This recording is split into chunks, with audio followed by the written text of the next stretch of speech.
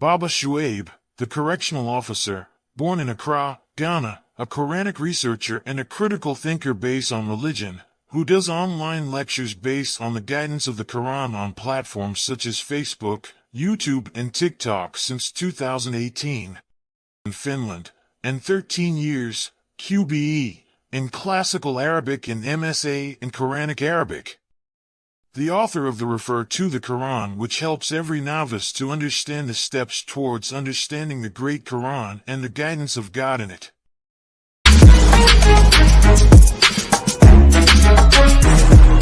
The Quran is enough for us. The Quran is enough for us to prove our religion. The Quran is enough to prove our religion. And every Muslim says this. What do we mean? It's enough to prove they think they are sensible and they keep on making mistakes. So the Quran alone is enough for us to prove anything of our religion.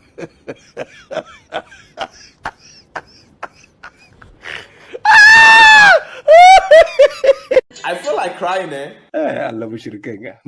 The Quran is enough for us. The Quran is enough for us to prove our religion. The Quran is enough to prove our religion. And every Muslim says this. What do we mean? It's enough to prove they think they are sensible and they keep on making mistakes. So the Quran alone is enough for us to prove anything of our religion.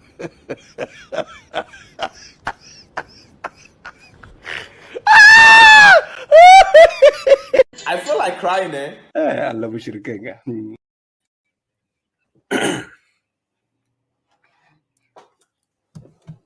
Assalamu alaikum, ladies and gentlemen. Peace be upon you all.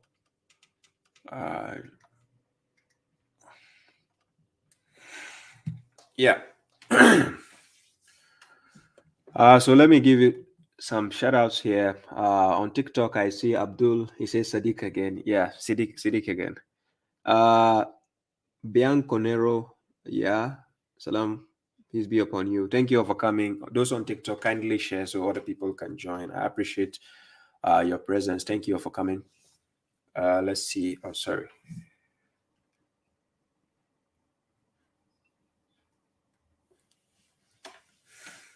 Yeah. So for those on Facebook and YouTube, I'm streaming live via Facebook, YouTube, and TikTok, right? For those on YouTube and Facebook, let me give some shout outs. Baba said, I see you. Salam. Naranka. Dangana. Salam. Sister Zainab, I see you. Kaiser. Yeah. Abdul Abbas, I see you. Ibrahim Musa Seidu, Abdul Samad, Kudisia, Bandwidth, Musa Seidu, Jege Mandela, Faris Kin. Salam to you all. Salam for those who are here and those who are coming later. Peace be upon you all. That's my shout outs to you all. And then for those on TikTok, kindly share so other people can get to join. This is the correctional officer. Listen attentively. This is a question and answer section series that I usually do, right? On Wednesdays via TikTok, YouTube, and Facebook. Thank you all for coming. Rashid Tech Africa, salam. Thank you all for coming. Peace be upon you all. So that's it with the salams. I seek refuge with Allah against the accursed devil. This is my way. I invite to Allah by perception. I and whoever follows me, and glory be to Allah, for I am not among the idolaters. Right? Yes. So thank you all for being present. Let's see. Okay. Yeah, salam. Salis Jimmy, I see you. Nazir NSE. Thank you all for coming. I appreciate your presence. Thank you. The traveler, all of you. Thank you. Thank you once again for coming. So kindly share for those on Facebook, YouTube, kindly share so other people can get to join. And for those on TikTok, I appreciate the support as well. Thank you all for coming. So today's topic, I'm going to be dealing with the sectarians, whereby the famous public speakers, which many people would term as scholars, right? When we say scholars, somebody who has gained a mastery in a particular branch for a long period of time, as being a learned person in that particular field for a long period of time, that person can be termed as a scholar because he has the expertise in understanding certain branch of that aspect, right? So in this modern day, when we say scholar, people like Mufti Menk, Zakir Naik, Numan Ali, Yasir Kadi, you mentioned them. These are what modern day people term as scholars, right? Because they are the ones who are propagating the message of the traditional Islam. And when I say traditional Islam, they are claiming the Sunni Islam, the Sunni concept, meaning we have to follow the hadith concept of Islam, right? So unlike that, they are different from people who propagate the message of the Quran, right? So I want you to listen attentively. That is the topic I chose for today. On Facebook and YouTube, you see the title, Listen Attentively. It is very, very important. So before I start the topic, for those who have donated to the GoFundMe donation, we have about 25% of our target, right? 25% achieved of our target. So God bless you all for your efforts and for your participation in the contribution. I appreciate it. But let's make it, fruitful for those who are going to be helped, inshallah. So thank you all for the donation as well. 25% achieved. And that is the link on my page. For those on Facebook and YouTube, you can see the link. But for those on TikTok, I think I have the adverts that I shared on my TikTok page, right? It is gofund.me /D57DD323, right? gofund.me /D57DD323. You see Hop Nima, right? Hop Nima, donation that we are organizing. So I appreciate for those who have actually also contributed, and also for those based in Ghana. I've provided the numbers for mobile money. For those who are sending the mobile money, I've provided 2 numbers for that. That so far some people have donated, which I'm really grateful for that. And then we want to just make it in a easiest way that when everything is ready, we can just go forward and start distributing whatever it is, the donation to the old people, right? So we don't want to cause a traffic in between by even doing part and stopping and then continue. So it has to be done at once. So I appreciate your support. Thank you all for those who are supporting this movement. Salam, Awal Tukur, Abubakar Muhammad Tijani, Cowboy Senpai, Dragonfly, Darth Vader. Thank you all for coming. And also, I have my merch, which are available from hopefully from next week. You see me adorning myself with my own merch, which is the babashuaib correctional officer logo, which you usually see on your page with my advertisement. So it should be ready if you want to grab your copy, just to support towards God, right? So this is not anything about, let's say, the idea is, many a times, if you're dealing with the police have to have a uniform, where they have a uniform, which when you see this, this is police. It's written police, or you see the logo police, right? So by this, I brought a concept whereby when the mushriks, or the enemies of those who propagate the message of the Quran alone, when they hate us, when they see such a logo, it will trigger them, right? It will trigger them, and then they will know, okay, this guy is around, right? So that is the concept, right? So I appreciate the support for all those who are supporting this movement. So far, we have a couple of people who have actually ordered the merch, right? It became available, I think, about early this month. So I appreciate the support as well. Thank you all for the support, right? So if you want to know the reasons why I'm calling for the support, go to Quran chapter 61, verse 14. Isa alayhi salam actually called on his disciples to be his supporters towards God, right? So I'm not calling people just to come and support me for being me. No, you're supporting me. We have an agenda. The agenda is actually to propagate the message of the Quran to the world so that the enemies of Islam can actually back off, right? Then we will have the space to actually propagate the truth, inshallah. So that is the main agenda. So thank you all for the support as well. I appreciate that. Yeah, Prince Abdul, thank you. Abdul Abbas, Kais Najat, salam to you. Thank you all for coming. So it's now almost 15 minutes into the program. Let's start off with the topic of today, right? So we are going to be talking about hypocrites. Before I'll put on the phone number where people can actually call and ask their questions. We are going to be talking about hypocrites, right? Hypocrites. Now, when we say hypocrites, let me put on the screen so that you understand, for those who want to understand the basic form of understanding when it comes to the word hypocrite, right? So I put it on the screen and let's see, what does hypocrite mean? In Arabic, we say munafiq, nafak or nafaka. So nafiq, munafiq, somebody who is actually a hypocrite. So in English, when we say hypocrite, we are talking about a person who professes beliefs and opinions that he or she does not hold in order to conceal his or her real feelings or motives. That is a munafiq. In Arabic, it's munafiq. In English, it's hypocrite, right? So a hypocrite is a person who professes beliefs and opinions that he or she does not hold in what? In order to conceal his or her real feelings or motives. That is what is termed as a hypocrite.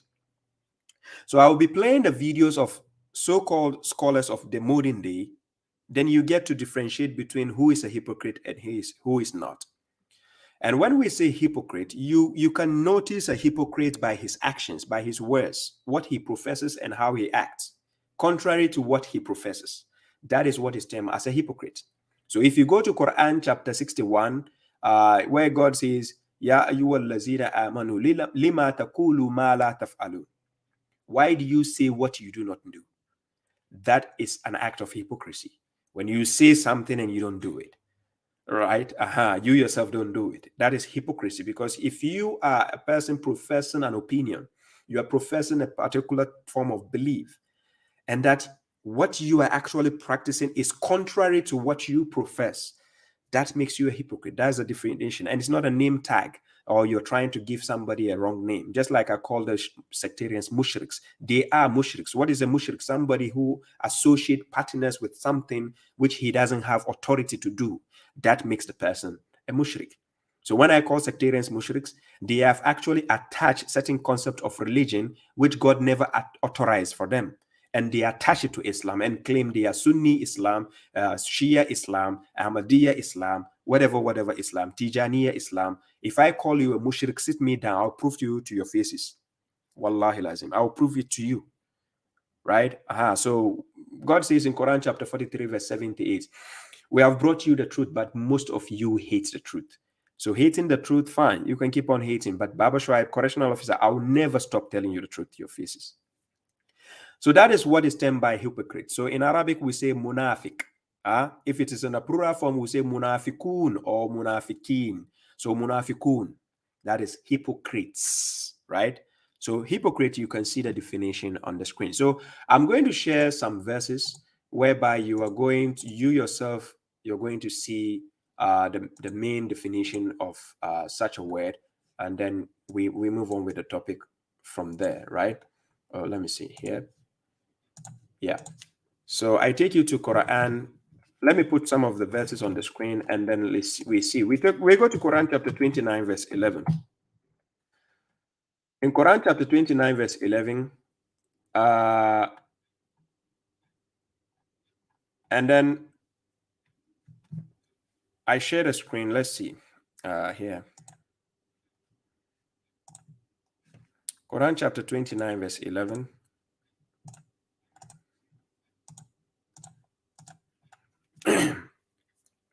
Yeah.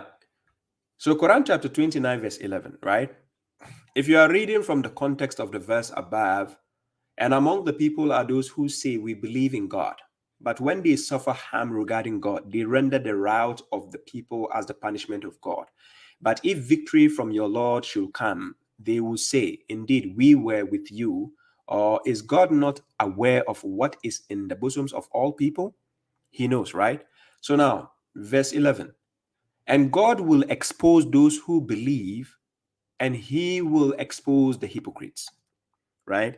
So those who have faith, God will expose them. God will show it to the people, will let the people see as an evidence those who have faith. And then he will eventually expose those who are hypocrites. And then we will get to see, because by their definition, you have to see and know this is who God is talking about, right? So by the definition, you will see and know who God is talking about. So that is the definition of hypocrites I just gave you on the screen. So when I play the videos, you yourself will get to know who are the hypocrites and who are not.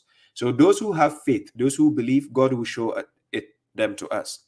And those who are exposed as hypocrites, God will show us those people. So Quran chapter 29, verse 11, you find that verse. Now, when we go to Quran chapter 2, verse 8, by the way, the Quran I put on the page, this is the greatquran.com.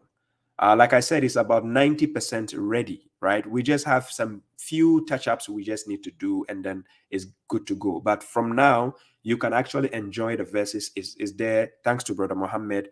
Everything is available now. You can access the web page, thegreatquran.com. It's free of charge. Go there and read for yourself. For those who have direct access to me, you can get in touch.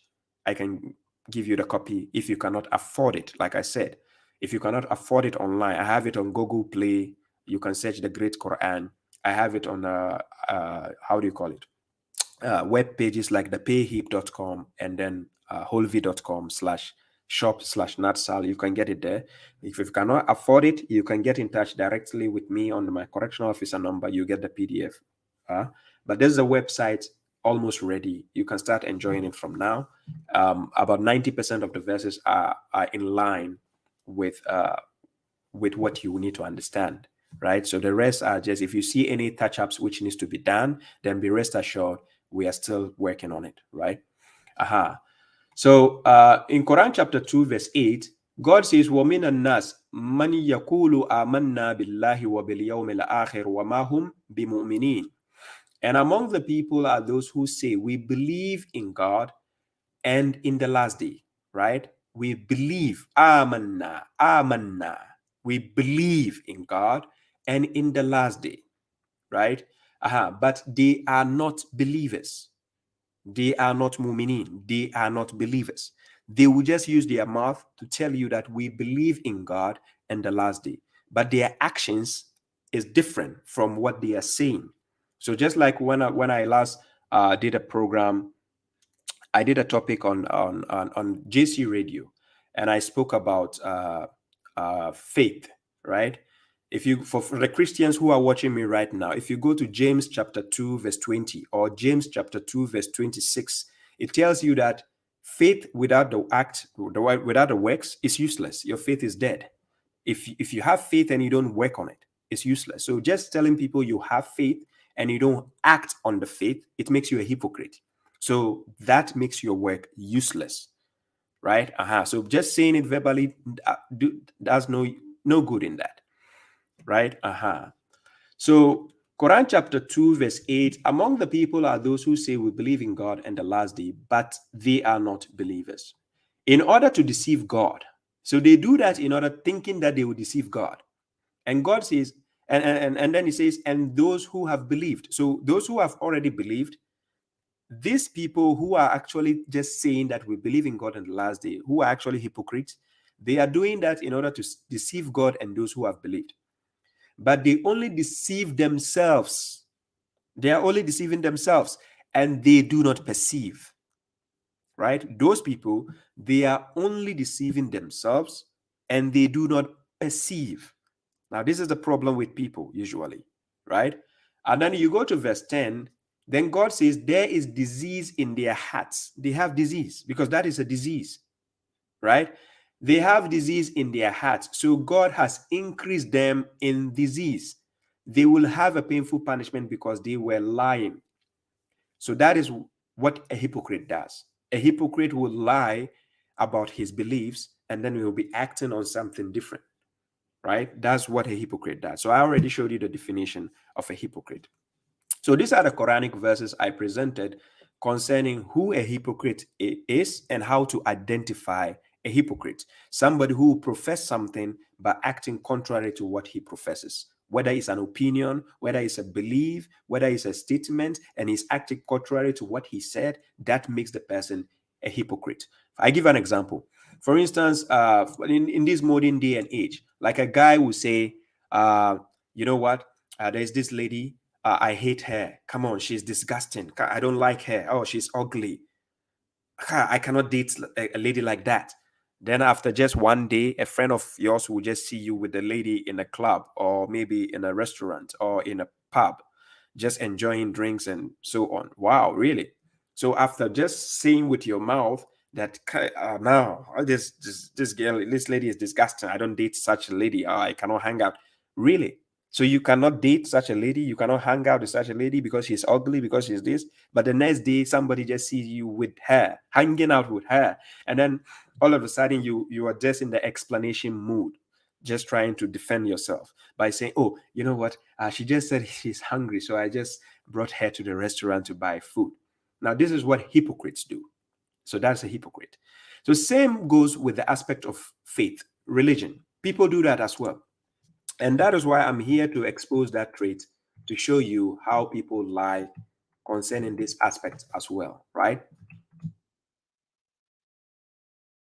Yeah, I'm trying to get the right size for the page. Let me see. I can actually use, yeah, 400 should be okay. So this is what people do. And that is what we term as hypocrite. Right? And same goes with the sectarians who will tell you that, hey, the Quran alone, they say the Quran is enough for us to prove our religion. The Quran alone is enough. Wallahi, if you have the Quran, it's sufficient for you. This is what the mushriks will keep telling you. But then when you meet them in actual sense, in reality, they will tell you, if you follow the Quran alone, you are a kafir. You are going to hell. So according to them, the Quran is not enough again. But 5 minutes earlier, they will tell you the Quran is enough to prove your religion. Do they listen to themselves? Now, this is what a hypocrite does. A hypocrite will profess something. He's not paying attention to what he's professing. Do you see the point? He'll just tell people something else, and then he's acting otherwise to what he just said, right? So like I played Siddiq Bozo's video, you heard himself, right? What he was saying, right? But among the prominent people that people term as scholars out there, Siddiq Bozo is just an amateur, right? So let's put him aside. Let's deal with the mainstream ones. And I'm going to show you why these people are hypocrites. So again, when we go to Quran chapter 47, verse 29, Quran chapter 47, verse 29, Surah to Muhammad, and let's see the verse. It says, or did those in whose heart is disease think that God will never bring out their hatred? So if you have disease in your heart and you hate somebody for that disease you have, and you hate somebody, do you think that God will never bring out your hatred towards other people? You think so? So this is the verse. Verse 30. And if we willed, we could show them to you. So if God wills, he can show them to you, right?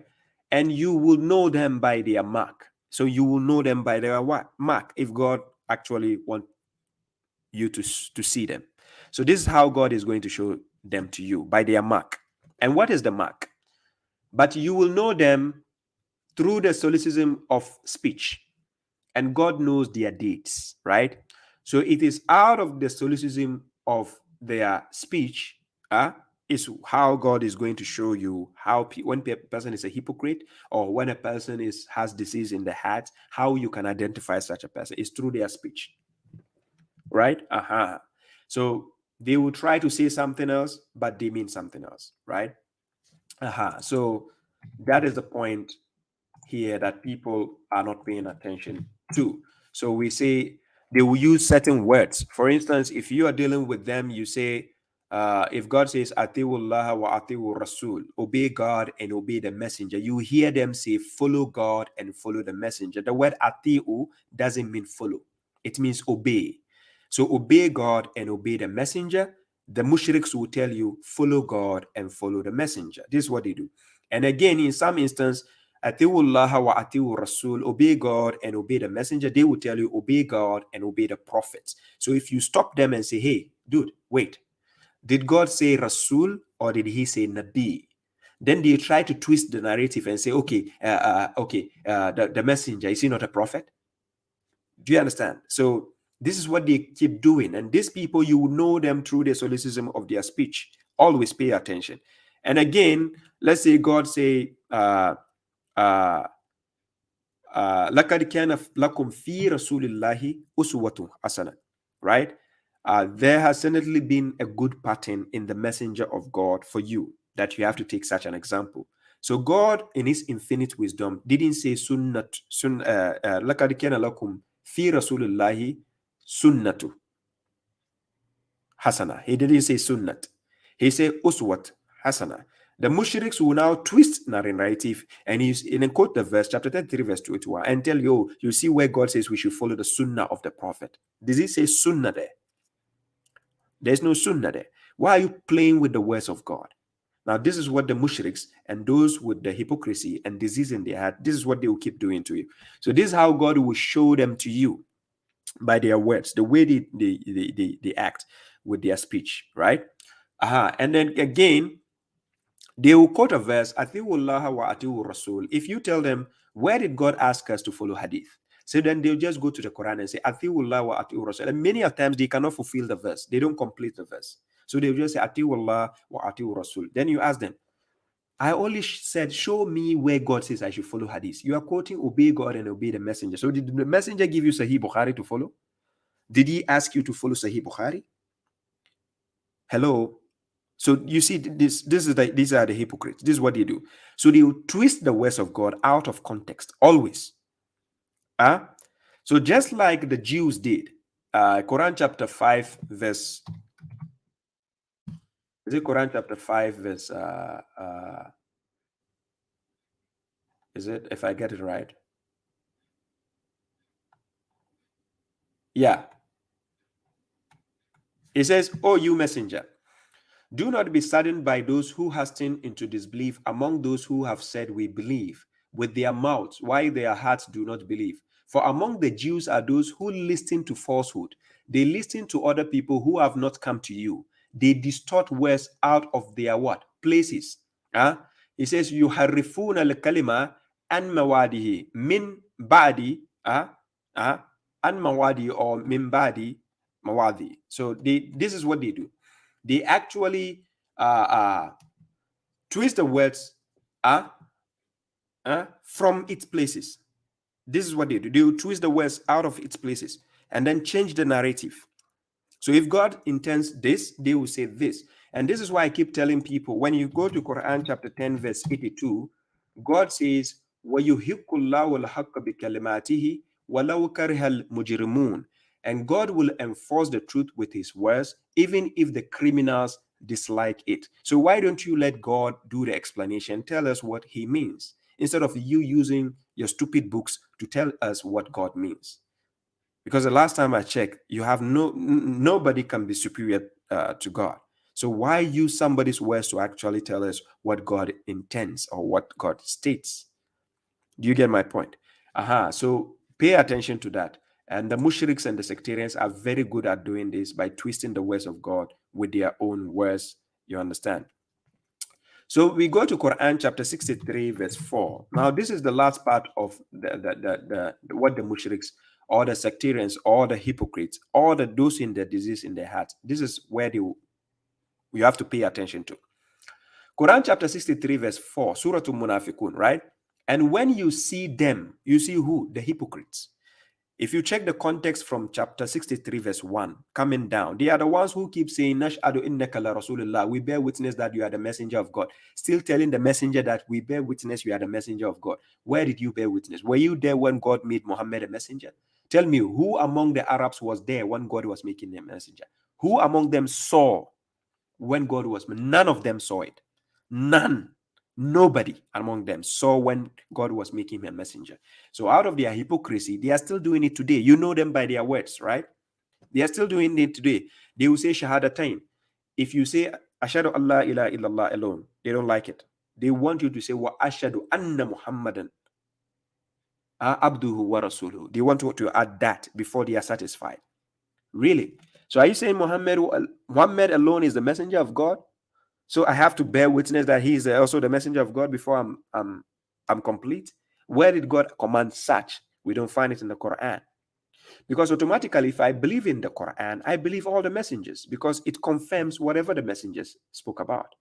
And remember, it was Muhammad alayhi salam who brought the Quran. He brought the book. So if automatically, if I'm believing and obeying the book, I'm obeying the messenger. He brought the message. Understand? Qawlun Rasulul Kareem. He brought the message. Right? So these are the problems. So pay attention to the hypocrites. These are the example God is giving you concerning them. Quran chapter 63 verse 4. And when you see them, their personalities might please you. Yes, you see somebody like, you understand, you know them, right? I don't need to mention name. You see them on your televisions. You see them on YouTube. You see them on Facebook, right? Their personalities will please you. And if they speak, you might listen to their speech. Yeah, they have the eloquence. They speak with the voice, like my last week lecture, you saw Asim al-Hakim, right? You saw what he was saying, right? So they will impress you. Their personalities, their degrees, their qualifications. You might think they know it all. You might think they are the smartest. Somebody wrote on TikTok, Saleh, he says, Mufti Menk is mushrik. 100%. So you know them. I don't need to mention names. You know them. So their personalities will impress you. And then the way they speak, when you listen to their speech, oh my God, you would even tremble. And like, oh, mashallah. I hear people a lot of time listening to Khalid Yasin, Yasir Kadi, Nouman Ali, and so on. But people don't actually listen attentively. And this is what I want you to do. Listen attentively. Don't exclude me. You're listening to the correctional officer. Listen carefully. Many a times you watch my videos, you hear me saying, listen carefully. Okay. As if they were propped timbers. Because prop timbers, okay, I'll tell you. These people are just like timbers, propped one. You prop timbers. This is how the hypocrites, those who impress you with their personality, this is how they are. Because even the timber is useful in a better way. You put in the fire, right? Okay. So then God says, they think every shout is against them. This is exactly what the hypocrites always think. Every shout you make, every statement you say, they think is against them.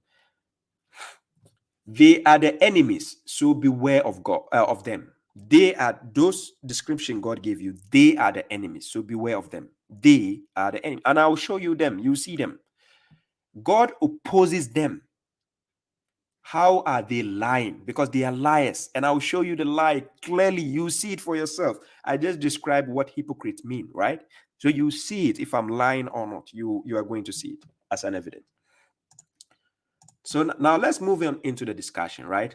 So you are going to see who are the hypocrites, and then who are not, right? Exactly. So like somebody is saying, he says, the smash it Donny says the hypocrites say we are treating the prophet like a delivery man. Exactly. That's what the hypocrites keep telling against us. And they will name tag us by calling us Quraniyun, Quranist, hadith rejectors. They keep name tagging us. This is what they do because they want you to look silly to the audience, to look stupid to the people, to the masses. They hate the concept when you call yourself a Muslim, a submitter. They hate it. They are good at lying. And I say good at lying, they are very good at lying. I'm serious. You saw it, whatever is happening on the internet, how these people accuse people, and they even accuse me. You saw one cleric in Ghana, Kasim Bola, when he went to lie about me that he debated with me when we never, ever had a debate. Not even in an AI world. We never had a debate, but he went to say, so they are very good at lying, right? And God actually exposed that trait in Quran chapter 3, verse 78, because the people of the book did likewise. They did a similar thing. So God is actually cautioning us concerning this kind of traits and this kind of what people do usually. So here, in Quran chapter 3, verse 7, the people of the book did, Quran chapter 3, verse 78, the people of the book did a similar thing. God says, وَإِنَّ مِنْهُمْ لَفَرِيقًا يَلُؤُونَ أَلْسِنَتَهُمْ بِالْكِتَابِ لِتَحْسَبُوهُ مِنَ الْكِتَابِ وَمَا هُوَ من الكتاب ويقولون هو من عند الله وما هو من عند الله ويقولون على الله الكذب وهم يعلمون. And indeed among them is a group who distort the book with their tongues to make you consider it from the book while it is not from the book, and they say it is from God while it is not from God, and they say a lie about God while they know. So sectarians, the hypocrites, those with the disease, they are very, very good at lying. Even God, they lie about God while they know. So they will lie in the verses of God, Atiullah or Atiur Rasul, then they will say, oh, follow God and follow the prophet. The verse doesn't say follow, neither does it say obey the prophet. You are a fool to change the word Rasul to put Nabi there. You are the biggest fool ever in history because you have eyes, but you are blind. The verse says Rasul. Why are you foolishly saying Nabi? So you think God made a mistake by saying Rasul? Oh, so God was supposed to say Nabi, and he made a mistake and say Rasul, right? So out of your foolishness, no wonder I call the mushriks bozos. You think you know better than God, so you twist the words, take the Rasul out, and put Nabi there. Look at the foolishness. You claim the prophet married a 6-year-old girl, but we don't see your scholars marrying 6-year-old girls because you say we should follow his sunnah. So if you are following the sunnah of the prophet and you claim he married a 6-year-old girl, oh yeah, we are waiting. Let's see you marrying 6-year-old girl all over. Oh, or that sunnah is, cancelled or what? I told you I need to get a gun. Having a gun in Finland is allowed. I can buy a gun. I wait for these mushriks. Come for my 6-year-old girl, 7-year-old girl and see. Mushrik and banza. Aha. Yes. So this is what the mushriks do. Right? They are very good at lying. Right? Very good. And when I say very good, because they use their personalities, number one, to put in front of you. So they will use, they are puppets, right? The one they put on the internet all over. They will use the appearance of the person. They give him some eloquence in Arabic language. Then the speech the person is going to give you, everything he says, Allahu Akbar. Everything he says, MashaAllah. When he says, Prophet Muhammad sallallahu alaihi wasallam, right? So it impresses you. You sometimes look. I used to be a mushrik myself, right? A sectarian. You have goosebumps. You think you are going to paradise when you listen to these scholars. I'm serious. You're listening to Khalid Yassin. You're listening to Mufti Menk. You're listening to Munuman Ali. Oh, mashallah. You'll be sitting in front of the TV or your tablet and mashallah, you'll be having goosebumps. No wonder you have been duped. Subhanallah. Allah mushrikai. Okay. So this is the problem with the mushriks. And this is why somebody like me, babashuaib, I've taken it upon myself and some few brothers that we are going to also expose them because this is what they are trying to do by making us look stupid to the audience, right? So no wonder they cannot get in touch with me directly. Come. And ladies and gentlemen, let me tell you one thing. All the mushriks you ever know in history, that know babashuaib, all of them are scared to come to my platform. None of them. Even when I did a debate with Siddiq, right? He didn't accept to come to my platform, right? Yes, he didn't accept to come to my platform in the first instance. No, they will not tolerate that. No. I don't know, they are scared to come to my platform. You dare any scholar, any sectarian you have out there, dare them say, come to babashuaib's platform and face him. I'll be opening the phone lines and see even if they call. They are scared to the core. And that is why I want my logo to be out there. Right? You show the support. Let the logos be out there. Let these mushriks see it. You understand? To cause the convulsion in them. I told them I'll whip them with logic, inshallah. You see. Okay. Now let's play the videos of some of the, those with the disease in the heart. I'm going to show you their videos, right? So who should we start with? Let me start choosing the videos. Who should we start with? Let me see. We take some of them here. Now, I want you to listen to them carefully. Please listen carefully. Listen attentively. Please.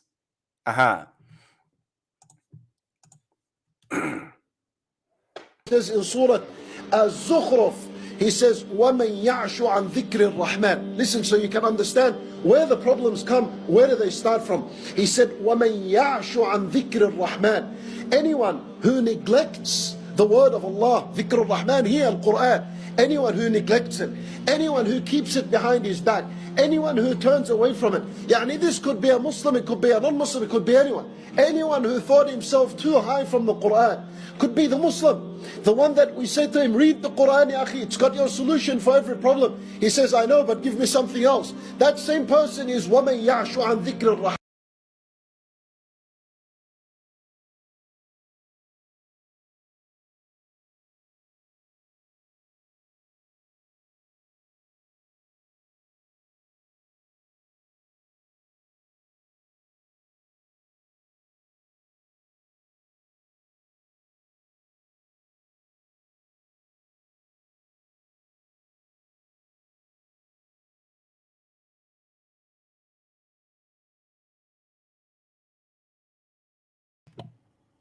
Oh, sorry.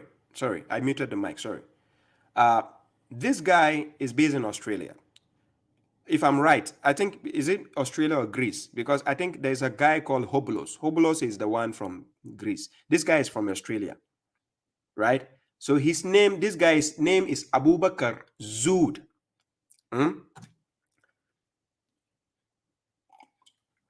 Abubakar Zood, that is his name. Now, listen carefully and listen attentively. Please listen carefully. I want to show you how to identify hypocrites among all the scholars or clerics you have around there, right? This is what I want to do. So pay attention carefully. Okay. So now I'm starting what he said. He's going to quote chapter 43, verse 36, Surah Az-Zukhruf. Listen what he says. Allah Azza wa Jalla, he says in Surah Az-Zukhruf, he says, وَمَنْ يَعْشُ عَنْ ذِكْرِ الرَّحْمَنِ. Listen so you can understand where the problems come, where do they start from. He said, وَمَنْ يَعْشُ عَنْ ذِكْرِ الرَّحْمَنِ. Anyone who neglects the word of Allah, ذِكْرُ الرَّحْمَنِ here, Al-Quran. Anyone who neglects the word of Allah, then he says, Zikr Rahman, it means here is the Quran. Anyone who neglects it. You see, he's not talking about two subjects. He's talking about one entity, one subject, which is the Quran, the book of God, the Quran. He's talking about that. So listen carefully what this guy, Abu Bakr Zood, he said. People listen to him a lot, but they don't pay attention. So listen. Anyone who neglects it, anyone who keeps it behind his back. Anyone who neglects it, anyone who keeps it behind his back, anyone who turns away from it. Meaning this could be, listen. Anyone who turns away from it. Yani this could be a Muslim, it could be a non-Muslim. So this could be a Muslim, it could be a non-Muslim, it could be anyone. Anyone who taught himself to, listen. It could be anyone. Anyone who thought himself too high from the Quran. Too high from the Quran. It could be the Muslim, the one who we say to him, read. Now read what? Not the hadith, read the Quran. Listen. Could be the Muslim, the one that we say to him, read the Quran, ya akhi, it's got your solution. The one we say to him, read the Quran, it's got your solution for every problem. Now, listen carefully. This is why I say listen attentively, especially for those with disease in their hearts and the hypocrites, the so-called clerics and scholars you have around you, propagating the hadith books. Listen to them when they speak about the Quran. He is saying, they tell such a person that it's got your solution for every problem. Then why do I need your garbage book? What is wrong with these scholars? If the Quran has a solution for every problem, why do I need your garbage books, for God's sake? Why? Now, this is what a hypocrite does. Professing a belief or an opinion which he acts contrary to it. The same person, you go to him again, he say, Astaghfirullah, akhi. He say we should follow the Quran alone. If he has a solution to every problem, why can't I follow it alone? But listen. For every problem, he says, I know, but give me something else. So now they are telling the person that the Quran has a solution for every problem. The person will say, I know, but give me something else. Okay, listen. That same person is وَمَنْ يَعْشُ عَنْ ذِكْرِ الرَّحْمَنِ. So now this Abu Bakr Zur is saying that same person who is saying, give me something else, is the one God is saying, وَمَنْ يَحْشُ عَنْ ذِكْرِ الرَّحْمَنِ. Quran chapter 43 verse 36. That is the verse. You can check it for yourself. Now listen. The one who decides not to hold on to this Quran. The one who decides not to hold on to this Quran. We are holding on to the Quran. They still call us kafirs. If you did not hold on to that, Allah Azza wa Jalla, He says, نُقَيِّضْ لَهُ الشَّيْطَانِ. If he doesn't hold on to the Quran, God says, نُقَيِّضْ لَهُ what? Shaitan. That means he will be given the devil to be with him as a qareen. So listen to him. فَهُوَ لَهُ قَرِينٌ نُقَيِّض. We're going to appoint a shaitan for him. And that shaitan is going to be له قرين, is going to be his best friend. نُقَيِّض لَهُ الشَّيْطَانِ فَهُوَ لَهُ قَرِينٌ. He becomes his best friend. Then you need to understand, my brothers and sisters, there are two paths. Either the path of dhikr al-Rahman, the path of the Quran, and you choose to hold on to that for life. And you see, he's now telling you there are two paths. It's either you choose the path of the Quran, you hold on it for life. He's going to tell you the other path. Listen. And you have a daily relationship with this Quran. And if not, the only other path that exists is the path of the shaitan. So the only other path that exists, remember, one path is for the Quran. He's mentioned, it is a Quran and sunnah, Quran and hadith. No. He says one path for the Quran, you have to be with it for life. Hold on to it for life. This is Abu Bakr Zud speaking. The other path is what? The devil's path. This is what he's telling you. Now listen. As Allah Azza wa Jal mentions in this ayah, if you abandon and neglect this and had it behind your back and gave it no importance and significance in your life, didn't bother to read, didn't bother to memorize, you did not bother to ponder over it, you didn't bother to read, didn't bother to memorize, didn't bother to ponder over it. Oh, so we can ponder over the Quran. Really? These scholars agree we can ponder over the Quran. And babashuaib is helping you to ponder. You call me a kafir. Okay, let's go. bother to learn how to read so you can start to read this Quran, then that you have to bother to learn how to read, and then you can start reading the Quran, and then you have to learn the Quran. This is what he's exhorting you to do. But listen. That means you abandoned, you neglected what Allah Azza wa Jal says in the other part, and we're going to appoint a shaitan for him, فَهُوَ لَهُ قَرِينٌ, and that shaitan will be his best friend. وَإِنَّهُمْ لَيَصُدُّونَهُمْ عَنِ السَّبِيلِ, and that shaitan would keep misguiding him and diverting him from the correct path. So the shaitan, because remember, Abu Bakr Zud showed you two paths. One is the Quran and one is the devil's path. So now we are upholding the Quran, which is God's path. These people hate us. They say we are kafirs. This same person preaching. Then now he says, when you take the devil's path, the devil path is going to misguide you. He's going to misguide you, the devil's path. This is the Sahih Bukhari, Sahih Muslim, they are garbage books. They are going to misguide you, the devil's path. They don't listen to themselves when they speak. So I'm helping you to listen to them so that you can question them when they come on tours to your countries. If you are based in Europe, you are based in America, Africa, question them. Use these videos, use correctional officer video, question them. Right? Okay. And you know where the big worrying part is? This is the worrying part. وَيَحْسَبُونَ أَنَّهُمْ مُهْتَدُونَ, and those same people would assume they're guided. So the ones, the devil who took the devil path, they are the ones who assume they are guided. So you see, not the ones who take the path of the Quran. We took part of the Quran. He didn't say we are the misguided. The ones who took the other path, they are the misguided, and they assume they are rather guided. That is the mushriks. That is the hypocrites. That's those with the disease in their hearts. So listen. And they would have this feeling that now we're on the right path.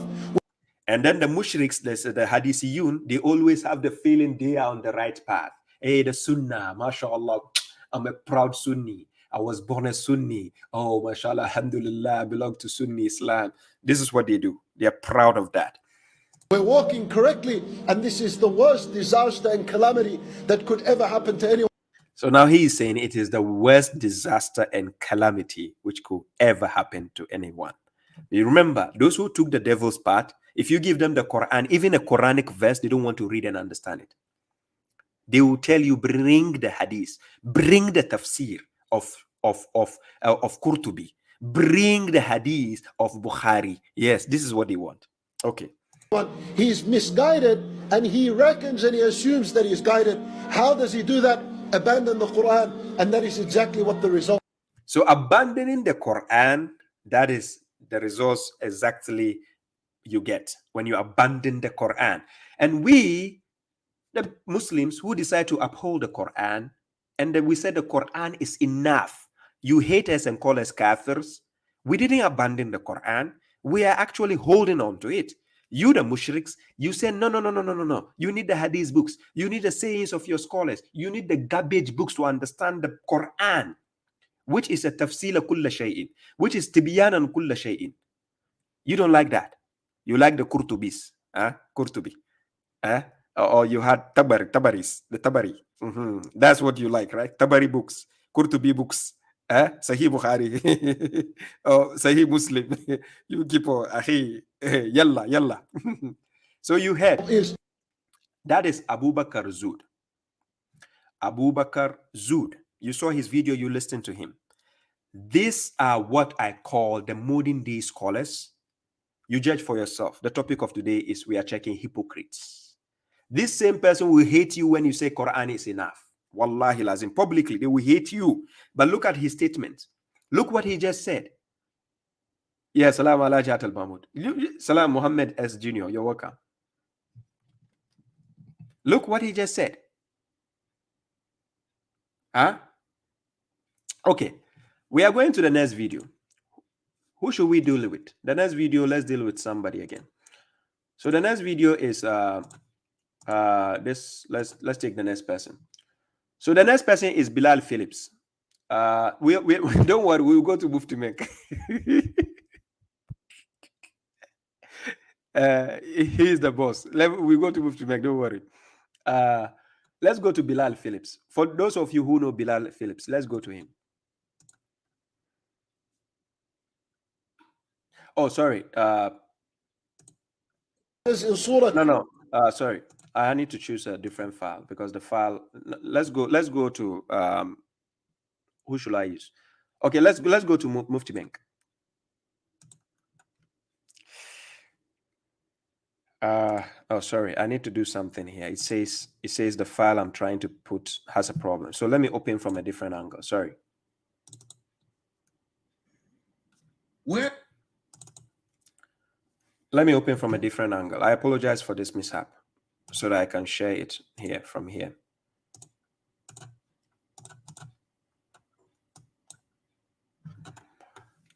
Yeah.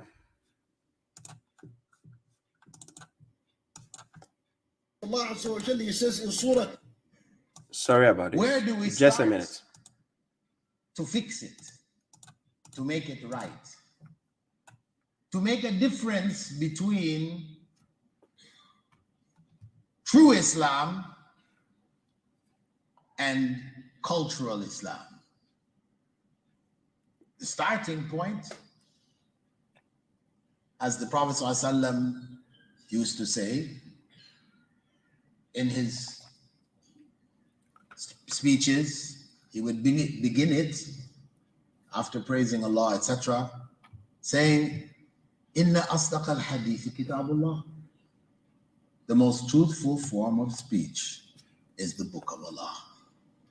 He would always begin with that reminder. Here, you can hear what Bilal Phillips was saying. Normally, you hear the hadithiyuns, the Sunnis, they keep saying, Inna asdaq al-hadith kitabullah. The most truthful hadith is the book of God. This is what they tell you. These same mushriks will tell you the most truthful, the most sincere hadith is the book of God. Really? If the most truthful hadith is the book of God, why do I need your garbage books? Again, I need the best, which is the Quran, is the most truthful hadith. It's enough. We said the Quran is enough. You said no. You need a garbage hadith books to understand the Quran. Really? Really? But let's listen to your scholars. So this is where we need to begin. We need to get back to the Quran and to understand it and to bring it into our lives to play a primary role in our day-to-day lives that currently is missing. I agree with you, Bilal Phillips. Yes, I agree with what you just said. But the point is, do you act on what you just said? I agree with you 100%. But Bilal Phillips, if you are listening, do you agree with yourself? If you agree with yourself and you're acting contrary to this, then you are a hypocrite. Simple. Simple.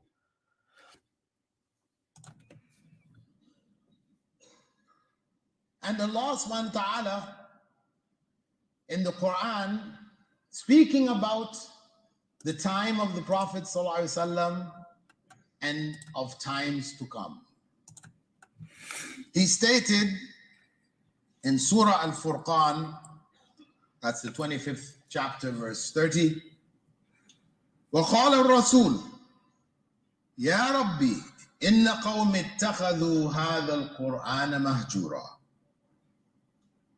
The messenger said, Allah said, the messenger said, "O my Lord, indeed my people have boycotted this Quran." Indeed, my people have boycotted this Quran. As Allah told us, أَفَلَا يَتَدَبَّرُونَ الْقُرْآنَ أَمْ عَلَى قُلُوبٍ أَقْفَالُهَا. That was Allah's reminder.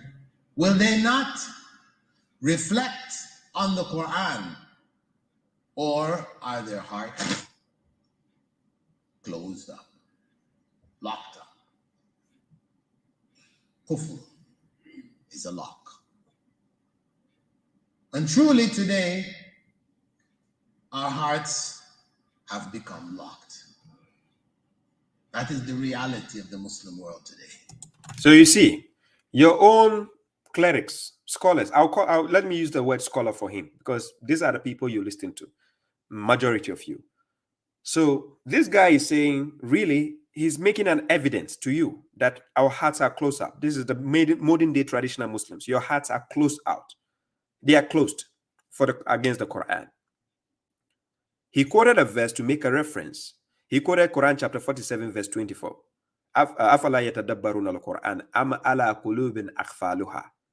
Claiming that, why do you have padlocks on your hats? Is it locked up? And Bilal Phillips actually affirmed it by saying, yes, the Muslims of today, your hearts are closed up. They are closed. It's locked against the words of God. This is what he is admitting. But let's check. Our hearts have been locked up from the Quran. So we need to open up our hearts. The way is through understanding the Quran. Number one, we need to open up our hearts. Number one, the way is to understanding of the Quran. Right? Understanding of the Quran. That is number one. Okay? Reading it. Number two, reading it. Reading it. Number one, understanding, meaning you have to read it in order to understand it. So reading it, and reflecting on it. And then reflecting on its verses. Meanings. Meaning, you understand? You reflect on the verses of the Quran to understand the meanings of the Quran, what is God is telling you. Because why then will the messenger on the day of judgment says, قال رسول يا رب إن قوم اتخذوا هذا القرآن مهجورا. So if evidently you, the so-called claiming you are 2 billion Muslims, I call you 2 billion mushriks, because the Christians are proud. They are in the large number. They have more than the billion you are claiming, but they are also mushriks as well. So majority of you are mushriks. So you claiming you are 2 billion Muslims, your hearts are closed against the Quran. So this is what your scholar is telling you to do. But listen. Whether it is in Ramadan or outside of Ramadan, our goal is to understand the words of Allah. That is the goal. Understand, not the words of Sahih Bukhari, not to go and follow some isnad, some garbage books telling you the mutawatir, the isnad, the whatever garbage stories. Understand the words of Allah. And He showed you what to do. You start by understanding the Quran, reading the Quran, reflecting on the Quran based on its meanings. Better we read a little and understand a lot. Good. So he agrees with us. So we, the ones who say the Quran is enough, we say it's even better to read a little and what? Understand a lot. Yes, we claim like that. But what will the mushriks tell us? Oh, they cannot read much of the book. They cannot read much. So both of us, who understands it better? You, the mushriks, you understand it and you are following garbage books. Afala ta'qilun. Than to read a lot and understand little. Just like the mushriks do. They read a lot and they understand a little. And they claim, oh, I'm an hafiz of the Quran. I'm an hafiz. I got a certificate from being an hafiz. But yet when you are facing correctional officer, you barely quote a verse and even understand the verse. That's, I think, obvious mathematics. We try to read and understand as much as we can. That is the point. Thank you very much, Bilal Phillips.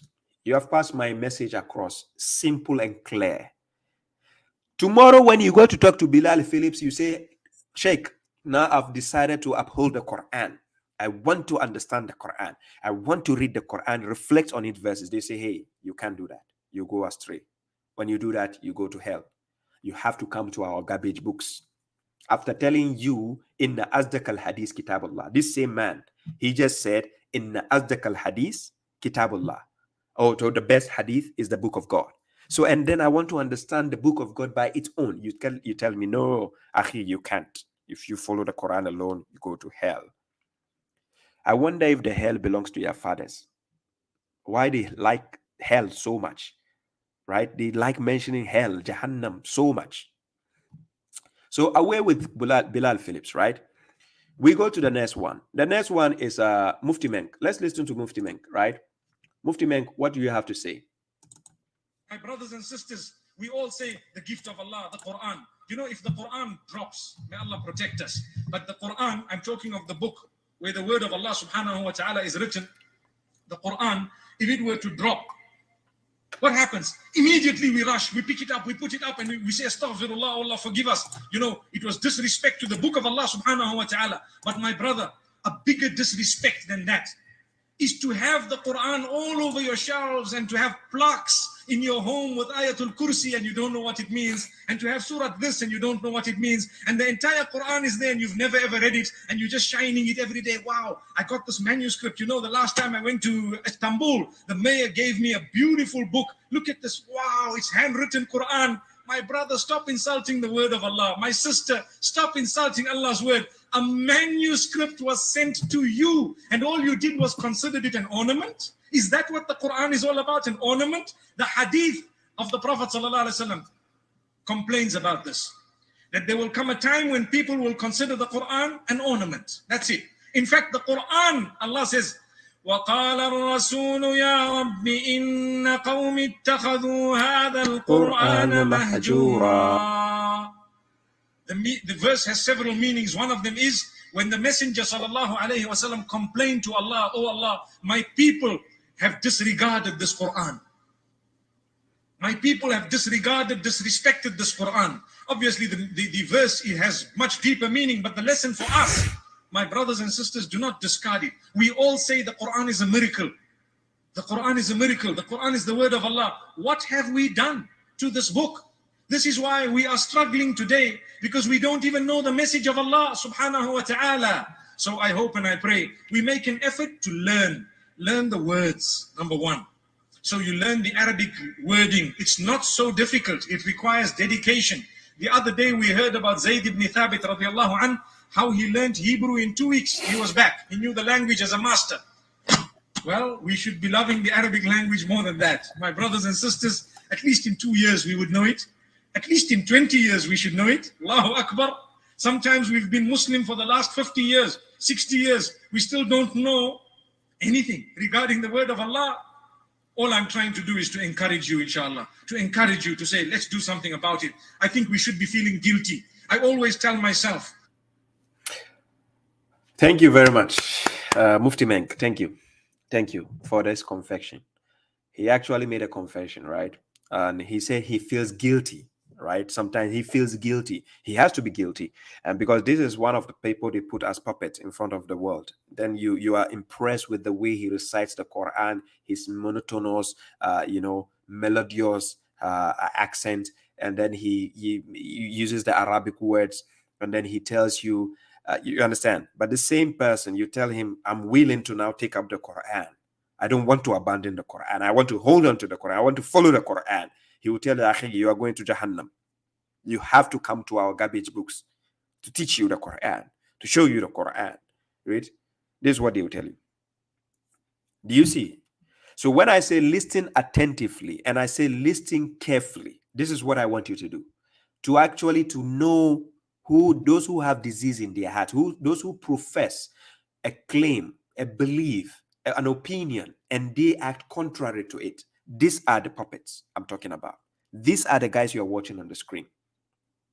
Right? I'm not insulting anybody's personality. I'm just telling you the truth. Take it or leave it. Yeah, I'm telling you the truth. If this guy will come out to sit me down, I will repeat the same thing I'm saying right now.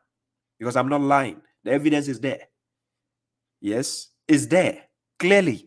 These same people, he has a video going against people who uphold the Quran for guidance. Don't worry. If time will permit, I'll play such videos for you to hear. These same people. Let's go to another video from him. He has another video talking about the Quran. Now listen. Again. What happens to the Quran? Are we putting it on one side? Look at how shaitan comes to us. We have the most powerful gift. When you read and understand the Quran, you will shake.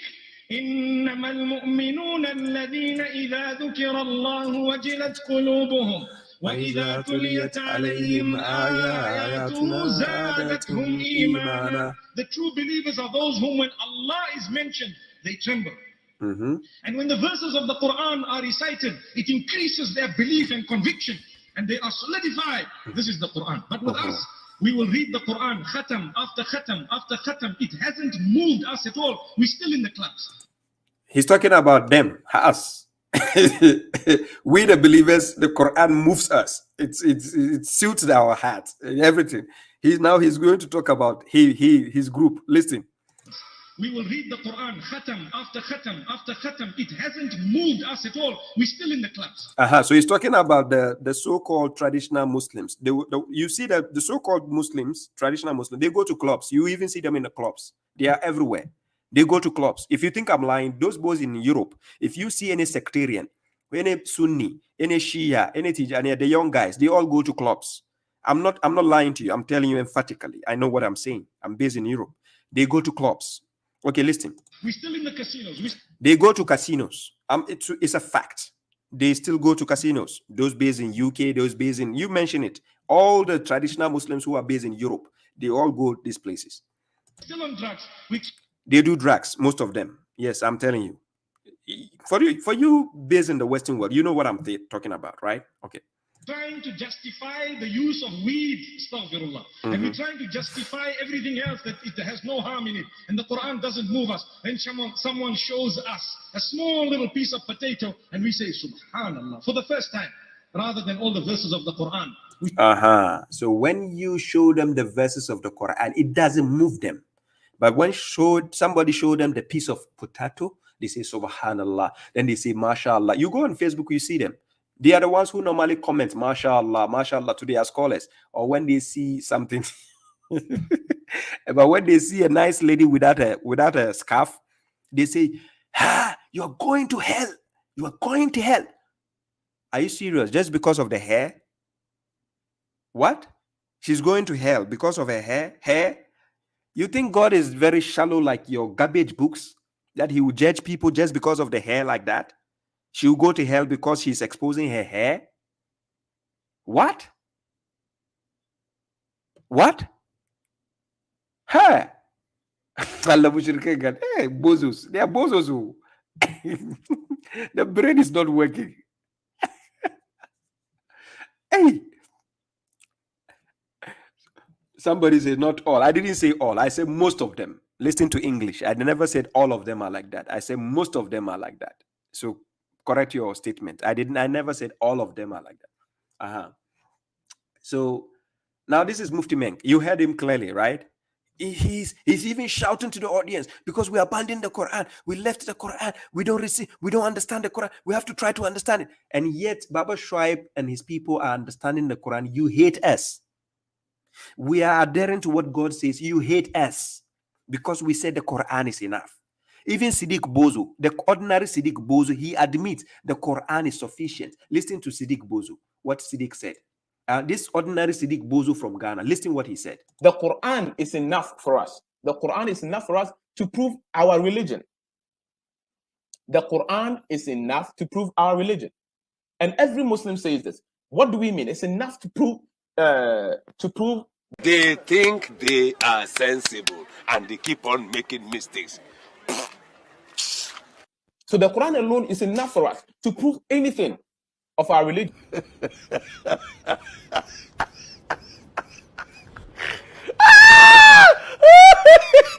I feel like crying, eh? Allah mushrik.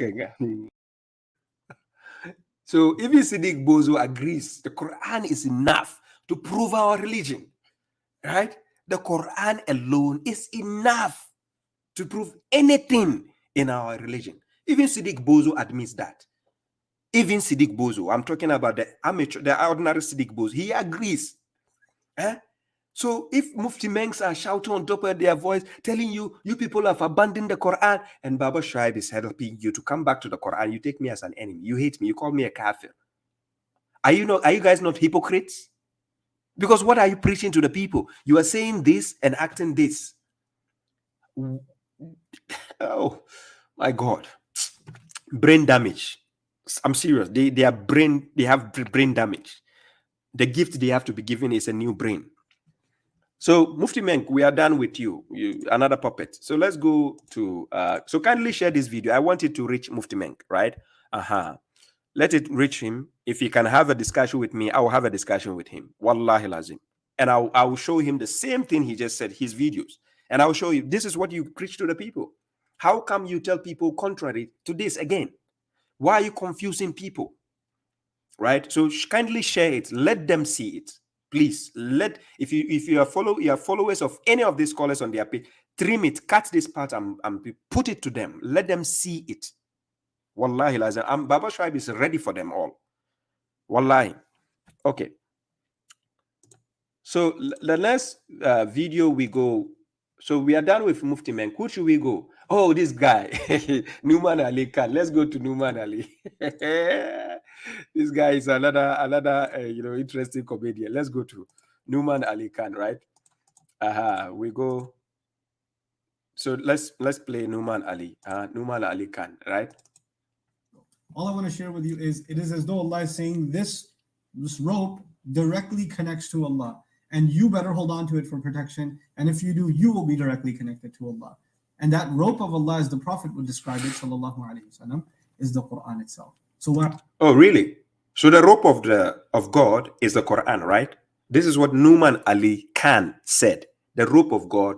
وَأَعْتَسِمُوا بِحَبْلِ اللَّهِ جَمِيعًا وَلَا تَفَرَّقُوا. Do not separate. It is the Quran. Listen to Numan Ali. وَأَعْتَسِمُوا بِحَبْلِ اللَّهِ جَمِيعًا. All together. In other words, us coming closer to the Quran is a collective affair.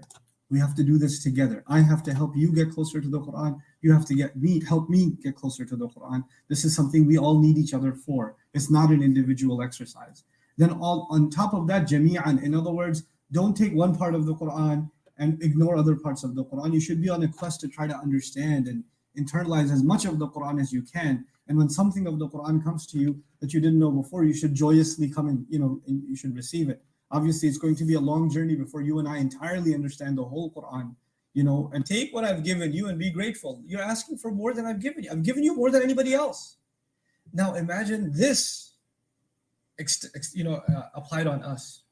Allah has given us Quran.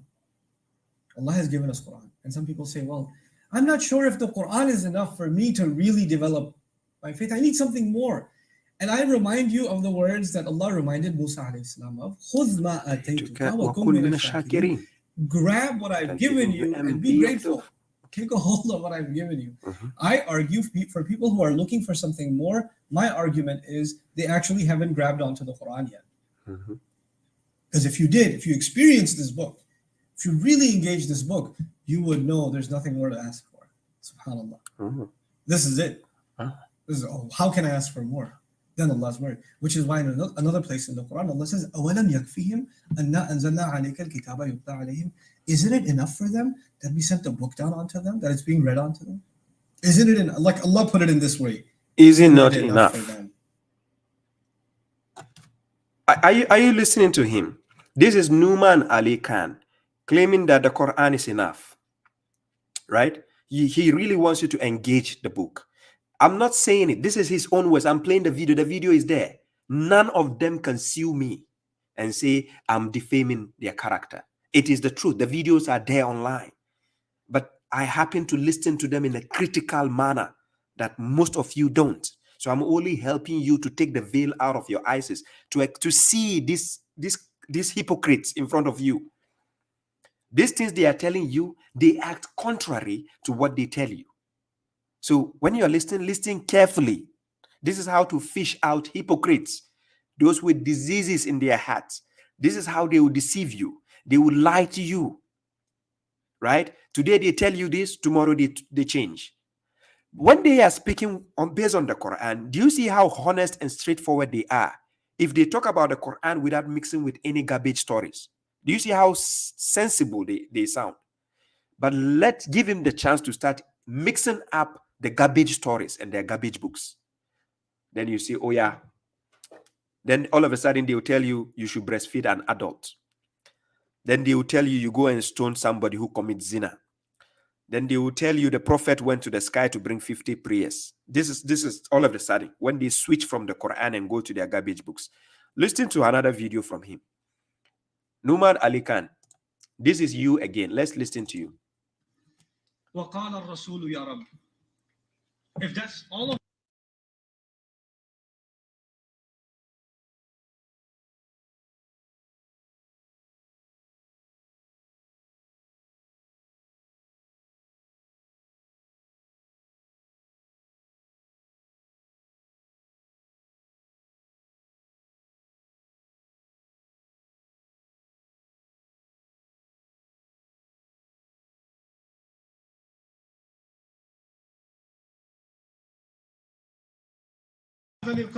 this Quran was right here. It was right in front of you, and you still wouldn't take it seriously. And the messenger on Judgment Day, sallallahu alaihi wasallam, complains, this nation of mine took this Quran, not that Quran, this Quran. One of the other rhetorical benefits, balaghi benefits of the word hada in this ayah is on Judgment Day, it will be like the Quran will be brought as a witness. You know how in court you bring the witness?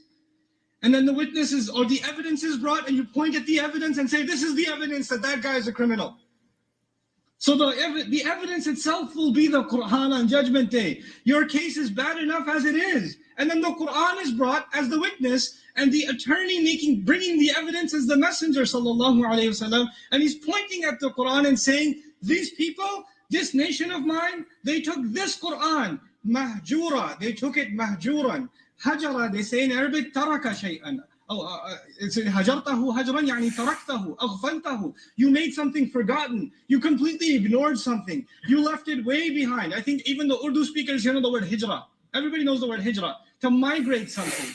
The ayah doesn't even say matrukan. Matrukan means left behind. Mahjuran means left way behind. They didn't just leave the Quran. They left it way behind. They weren't even close. They just migrated away from it. And I want to remind myself and all of you today, the character that the Quran wants from us, if we are away from that, even though we're reciting the Quran, it's still a hijrah from the Quran. It's still a hijrah from the Quran. We're migrating away from the Quran if we're reciting it and we're not seeing any change in our character. That's the quality of Bani Israel. And that's why this by the way, is Surah Al-Furqan, the 25th surah of the Quran. It's not a long surah, so you can read it in translation when you go home. What's remarkable about this surah, this is the middle of it. When you get to the end of it, the whole ending is about what kind of character is required from a Muslim. What should the personality of a Muslim look like? Why is that mentioned? When the messenger complained they abandoned the Quran, because the person who does not abandon the Quran has a different kind of personality.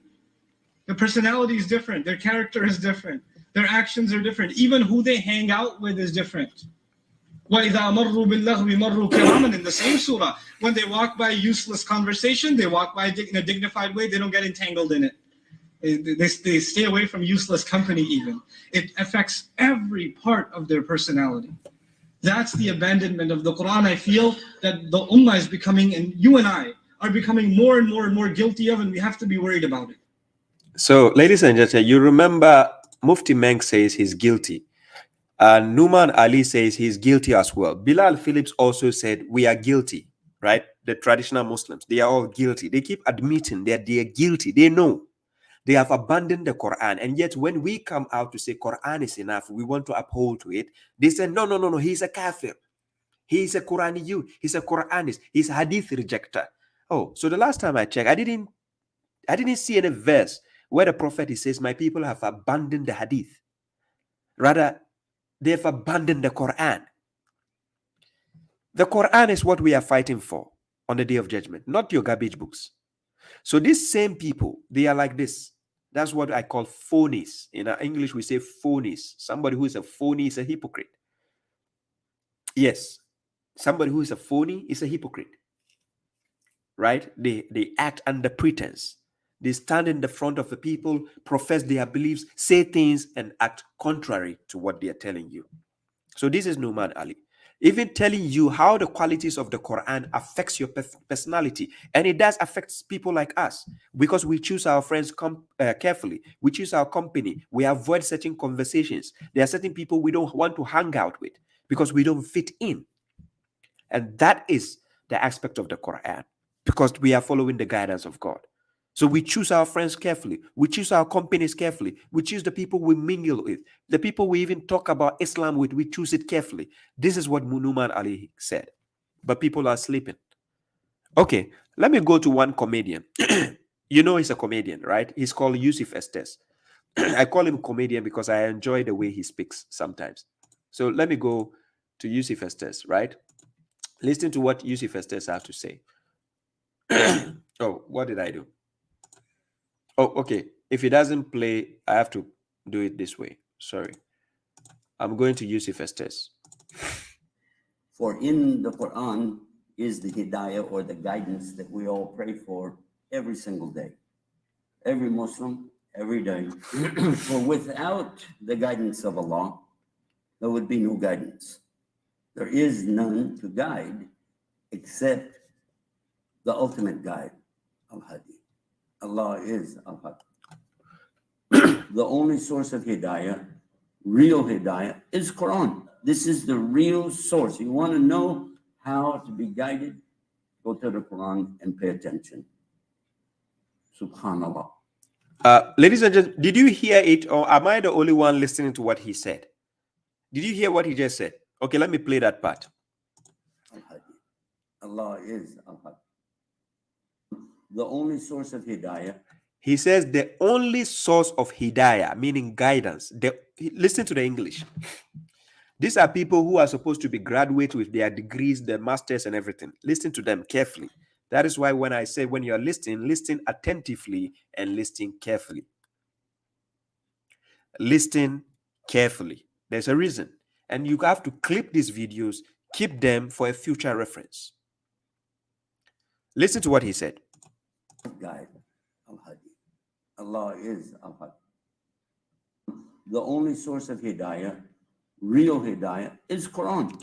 The only source of guidance, real guidance, is what? Did he say the hadith? Did he say hadith books? Did he say something else? What did he say? Is the Quran. The only source of hidayah, real hidayah, is Quran. This is the real source. You want to know how to be guided? Go to the Quran and pay attention. Subhanallah. Are you listening to them? These are the mainstream traditional clerics. Where people listen to it. This one is a convert. He was a Christian and he became a traditional Muslim. He didn't become a real Muslim, a traditional Muslim.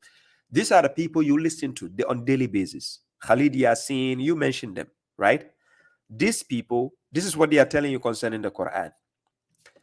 The only source of guidance, then he said real guidance is what? Did he say Quran and Sunnah, Quran and Hadith? He says the Quran. This same person will be having videos against people who uphold the Quran again. What do you tag these people to be? Is it not hypocrites? Are they not hypocrites? Ladies and gentlemen, I'm not name tagging them. I'm describing them by their actions. If you go and steal and you are caught, they call you a thief. They are describing you by your action. It's not a name tag to insult you. No. It's by description what you just did. Do you get the point? So Yusuf Esther told you the only source of guidance, then he says real guidance, is the Quran. But yet the mushriks are out there fooling themselves. And here are your scholars and playing their own videos against them. If they are watching, please tag them. I know they are on social media. Tag them, Mufti Mengs, Numan Ali, tag them. Let them answer for this video. Please, let them answer for this video. Let them come out and explain why they said this. You hear, but you know, I said that because you know, when you come closer to the Quran, you need our garbage books to explain. You know, this is what they will start doing. You will know the hypocrites by the solecism of their speech. You will see them. Okay. Now let's go to, there is this Arabian guy. What is his name? Abu Bakr. Is it is it Karim Abu Zaid? Let's listen to Karim Abu Zaid. The third type of abandonment to the Quran is trying to understand the Quran. يا أخي هذا القرآن a message from Allah to you. Shouldn't you try to understand it? But بالله عليك, if I tell you, I know Obama sent you a letter. Sent you a letter. President Obama sent you a letter. افتح. What did he mean by this? وهيحلل ويطلع الفقه بتاعه القرآن ده رسالة من الله to you. وعاب رب العالمين على الذين لا يتدبرون القرآن. أفلا يتدبرون القرآن أم على قلوب أقفالها؟ أفلا يتدبرون القرآن ولو كان من عند غير الله لوجدوا فيه اختلافا كثيرا. القرآن أصلا جاء كتاب هداية. يا إخوة, brothers and sisters in Islam, مسألة إنك تمحى حسنات ومش عارف إيه, this is an incentive to get you to understand the Quran. كتاب أنزلناه إليك مبارك ليدبروا آياته. وبعدين الآن the average Muslim does not know how to understand the Quran. And I say this with respect to Allah. You may see him a PhD in the dunya, in math, science, whatever it is, medicine, engineering. بس يفتح القرآن كده ويقرأ فهمت لا ولا يفهم. He doesn't. من القرآن هذا بداية من ربك. يعني when they carry us to the graveyard, bury us, leave us alone. The Quran is to be explained by the Quran first. That's step number one. شوف, in each salah we say, اهدنا الصراط المستقيم صراط الذين أنعمت عليهم. Who are those? Guide us to the straight path, the path of those who earn their bounty and pleasure. Who are those? هذه سورة الفاتحة. It's explained in Surah النساء. ومن يطع الله والرسول فأولئك مع الذين أنعم الله عليهم. ولما سئل ابن مسعود سئل ما معنى قالوا ربنا أمتنا اثنتين وأحييتنا اثنتين فاعترفنا بمعناها يعني لم تفسرها آية البقرة. The verse in Surah Al-Baqarah explains it. كيف تكفرون بالله وكنتم أمواتا فأحياكم ثم يميتكم ثم يحييكم. فالقرآن يفسر القرآن. If you want to understand the Quran, the first step is the Quran. If you want to understand the Quran, the first step is the Quran. So let's deal with the first step. Then you realize there's no second step. I'm serious. If you take his advice, and he's telling you the first step to understanding the Quran is to understand the Quran by the Quran, then you realize there's no second step. Now, these are the hypocrites I keep telling you. These so-called people, scholars. This is called Karim Abu Zaid.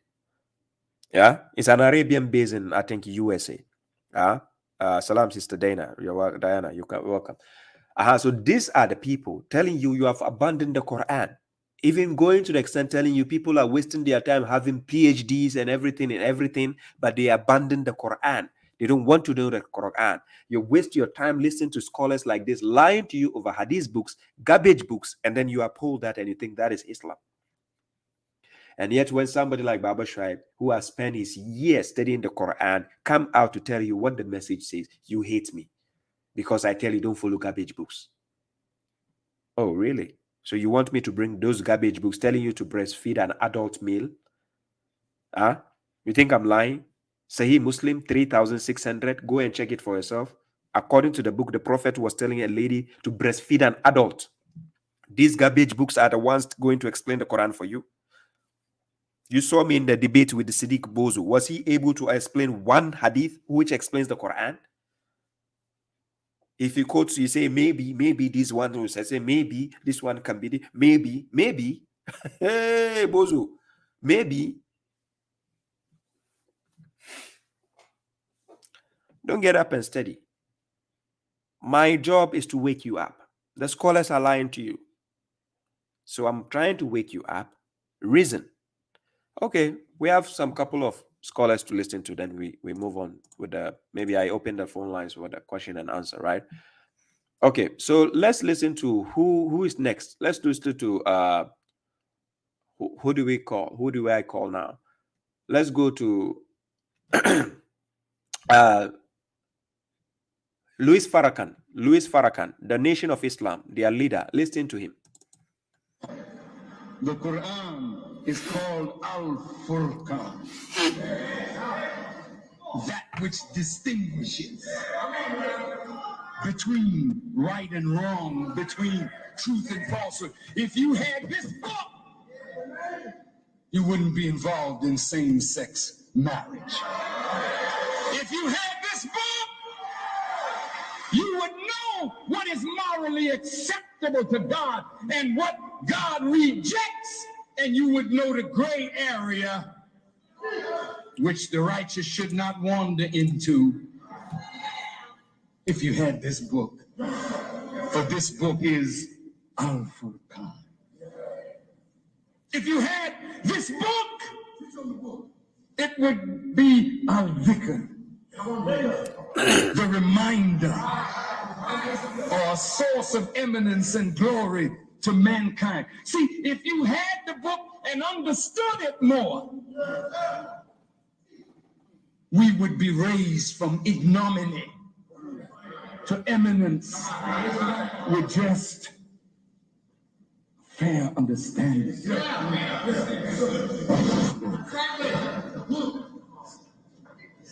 This book is called Al-Mau'iza, the admonition, because this book admonishes us on the things that are right and the things that are proper and the things that represent good manners, courtesy.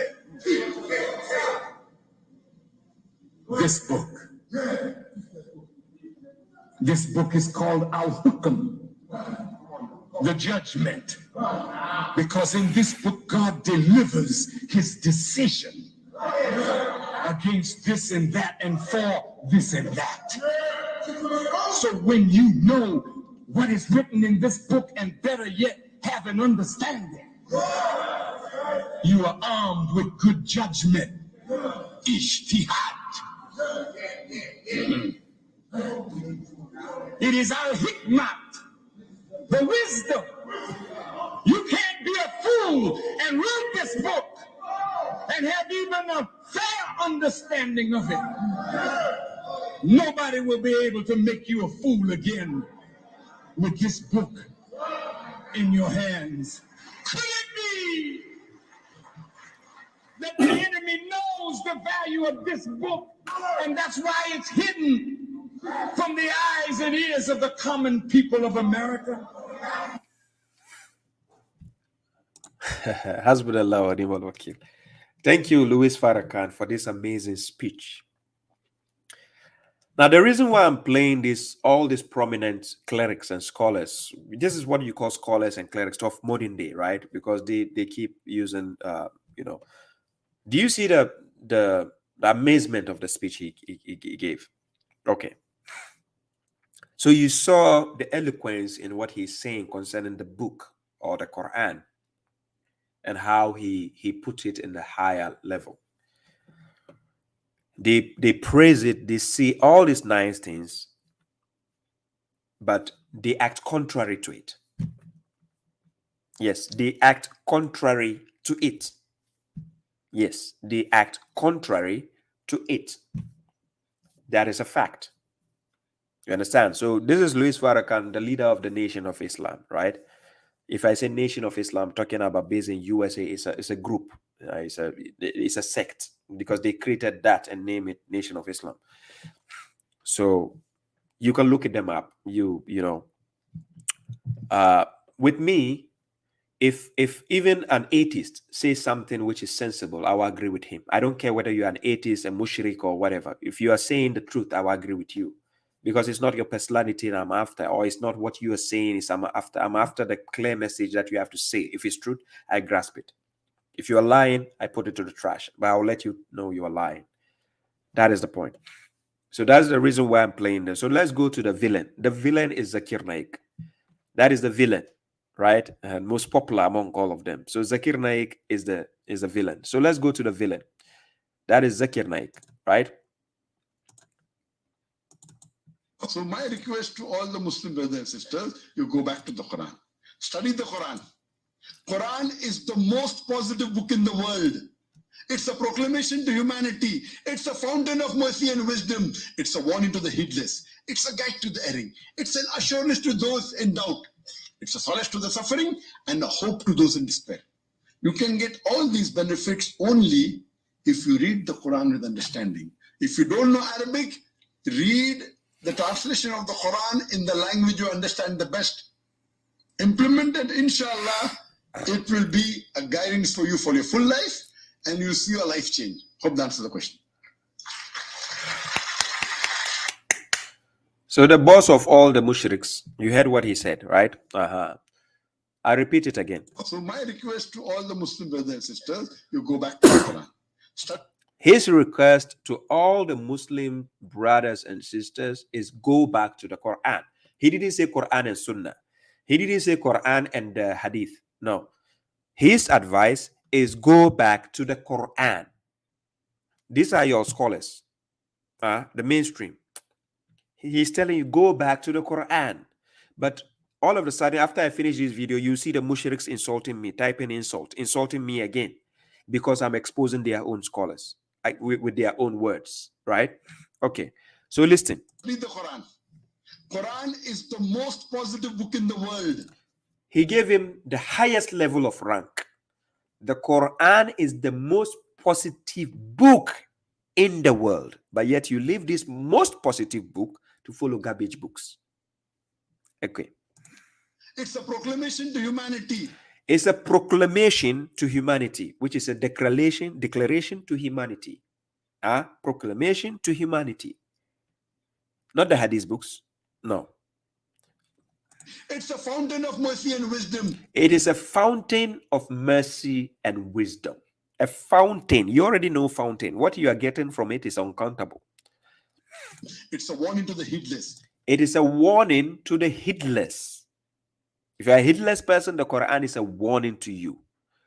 It's a guide to the erring. It is the guide to the erring. If you are erring, the Quran will fix you. That is why it's a guidance for mankind. It will fix you. When you err, the Quran is to straighten you. It's an assurance to those in doubt. It is an assurance to those in doubt. If you doubt, the Quran will eliminate your doubt out. So you never made a wrong choice when you chose to uphold the Quran. It is not a wrong choice, right? It's a solace to the suffering and the hope to those in despair. You can get all these benefits only if you read the Quran with understanding. You can get all these benefits only if you read the Quran with understanding. He didn't say if you read the Quran with hadith, if you read the Quran with our opinions, if you read the Quran with our tafasirs, if you read the Quran with understanding. So you read the Quran, you get the understanding thereof in the book. If you don't know Arabic, read the translation of the Quran in the language you understand the best. Simple. This is the one of the best advices. If you cannot read Arabic, read the Quran in the language you understand. Yes. The Quran is a book for mankind. Don't let anybody tell you you cannot understand the Quran in English or in Hausa or in Chinese or in Mandarin. Or don't let anybody tell you that. Wallahi lazim. Implemented, inshallah, it will be a guidance for you for your full life, and you see your life change. You see, this is based on the Quran. Did you hear him say hadith or sunnah? It will be a guidance for you for life, and you see your life changed. So now finally our lives are changed. We said the Quran is enough. You guys hate us still again. Zakir Naik has a video against Quran alone followers. Mufti Menk has a video against people who claim the Quran is enough. Mention their scholars. Asim Halakim, the comedian, he is against us because we say Quran is enough. All these scholars I'm mentioning to you, mention them, Yasir Qadi, Numan Ali, they are all against us because we say Quran is enough. So who is the hypocrite here? Hello? Who is the actual hypocrite? Who? So ladies and gentlemen, let me put my phone number there. So people who want to call to ask a question, you can call and ask your question. Sorry, let me play the last video. There's this guy, it's called Abu Layth. He's based in the UK. Let me play his video, last video. Like Abu Layth said something. Abu Layth. So people say, well, why are you making an issue out of these things? And I'm making an issue because today, look, people, the Quran is over here and people have pushed it aside. They've pushed the Prophet aside. And it's all about Bukhari. So let me give you an example, people. Let me give you an example. Did you know, like, Bukhari will say something.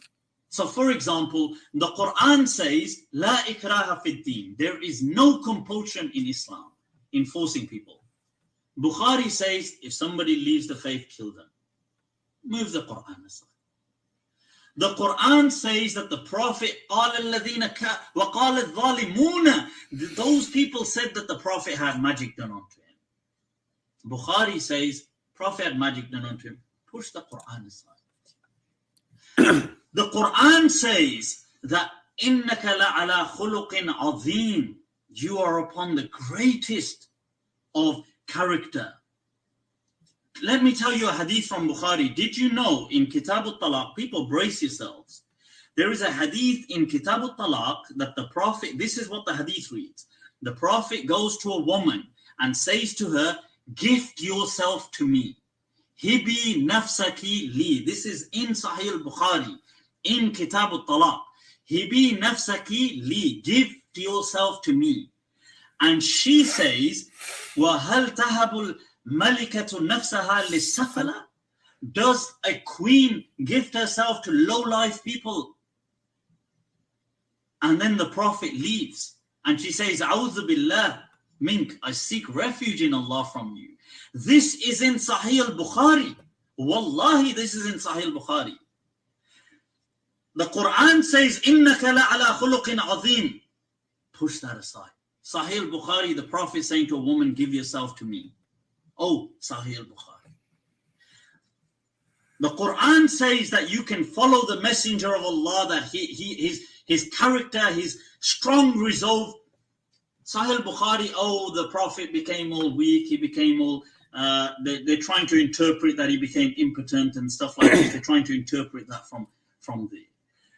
The Quran says about Musa alayhi salam, وَكَانَ عِنْدَ اللَّهِ وَجِيهًا, that he was honorable, he had great honor with Allah. Bukhari says, and he ran around naked so they could see his testicles as an act from God because they thought he had swollen testicles.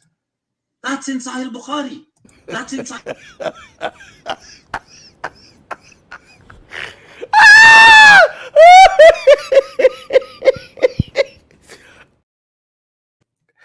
Ladies and gentlemen, those are the garbage books they want you to uphold. And when you disregard this garbage book, they call you a kafir. Huh? Wallahi, anyone who have any shakka, any doubt that this guy is a kafir, that person, man, shakka fi kufrihi fahuwa kafirun. Anyone who doubts that this guy is a kafir, he himself is a kafir. So there's no two ways of spreading your legs in doubt whether he's a kafir or not. The moment you see anyone supporting this guy is a kafir like him.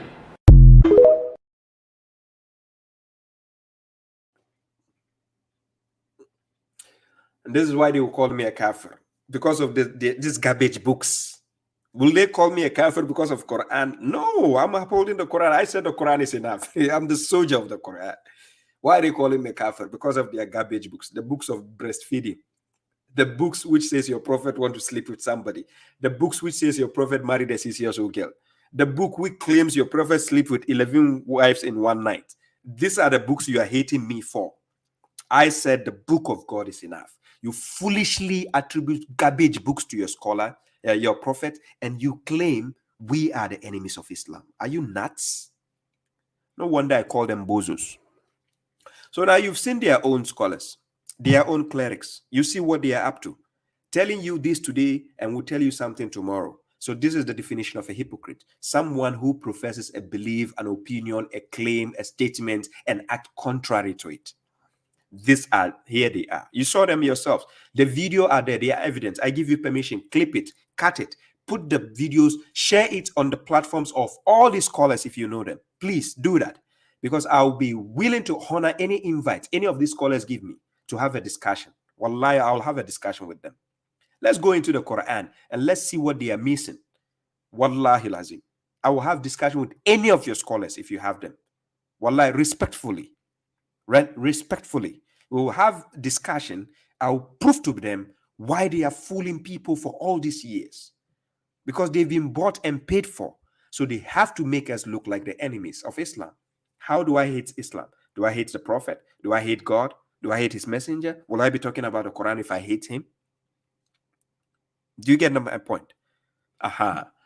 So, ladies and gentlemen, let me put my number is on the page. There's the correctional officer WhatsApp number for anybody who wants to call and then make an ask a question.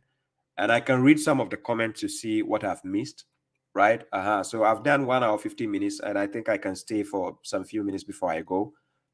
So let's let me see what I've missed, right? For those on TikTok, again, if you also have something to ask, you can write down your question, right? So let's see.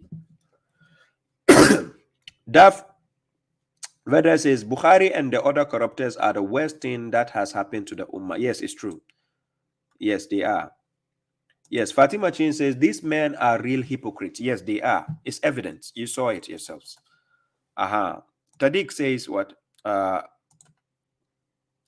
Abubakar Abdul Jalil says, babashuaib, this is one of the best presentation ever. It proves your point. In fact, you are rightly guided. May Allah help us. So thank you very much. I appreciate that. So Nana Kweku Henry says, lol, like seriously, yes, like seriously, it is seriously. It's never a joke. It's a serious issue, right? Okay. Oh, sorry. Let me fix this. A call is coming in. Let me fix this because I think I.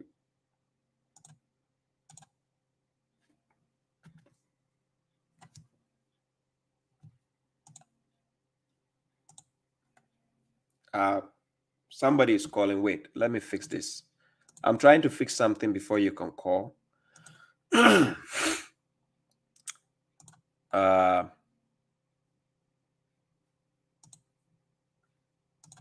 Just a minute. Before you call in, let me fix something here.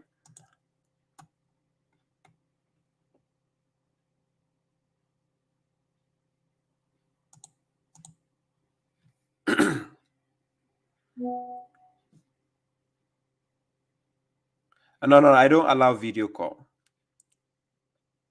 Yes, I don't allow video call. I can send let me see. I don't allow video calls on here, but you can call, then I put on speaker. So somebody is calling here. Yeah, you can call direct, the call will come, but I'm not allowing video call, right? I don't wait, let me see. I don't know if because if I try to put video, because I'm using this on StreamYard, I'm using the camera. So if you try calling video, it will not come.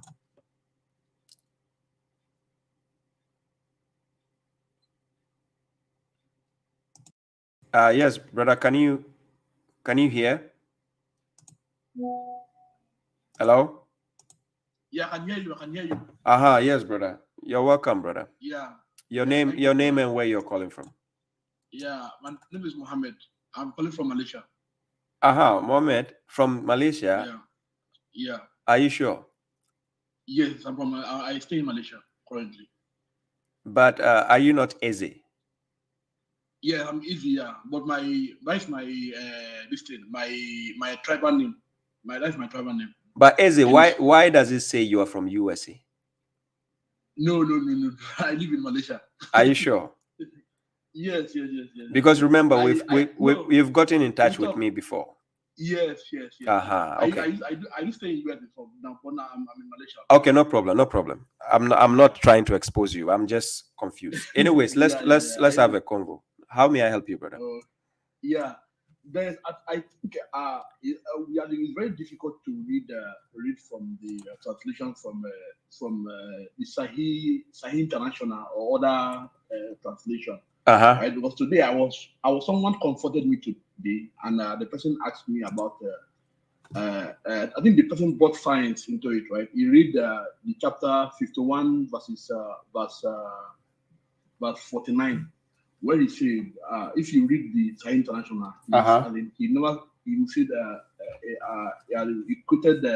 he created them in pairs, right? We create everything in pairs.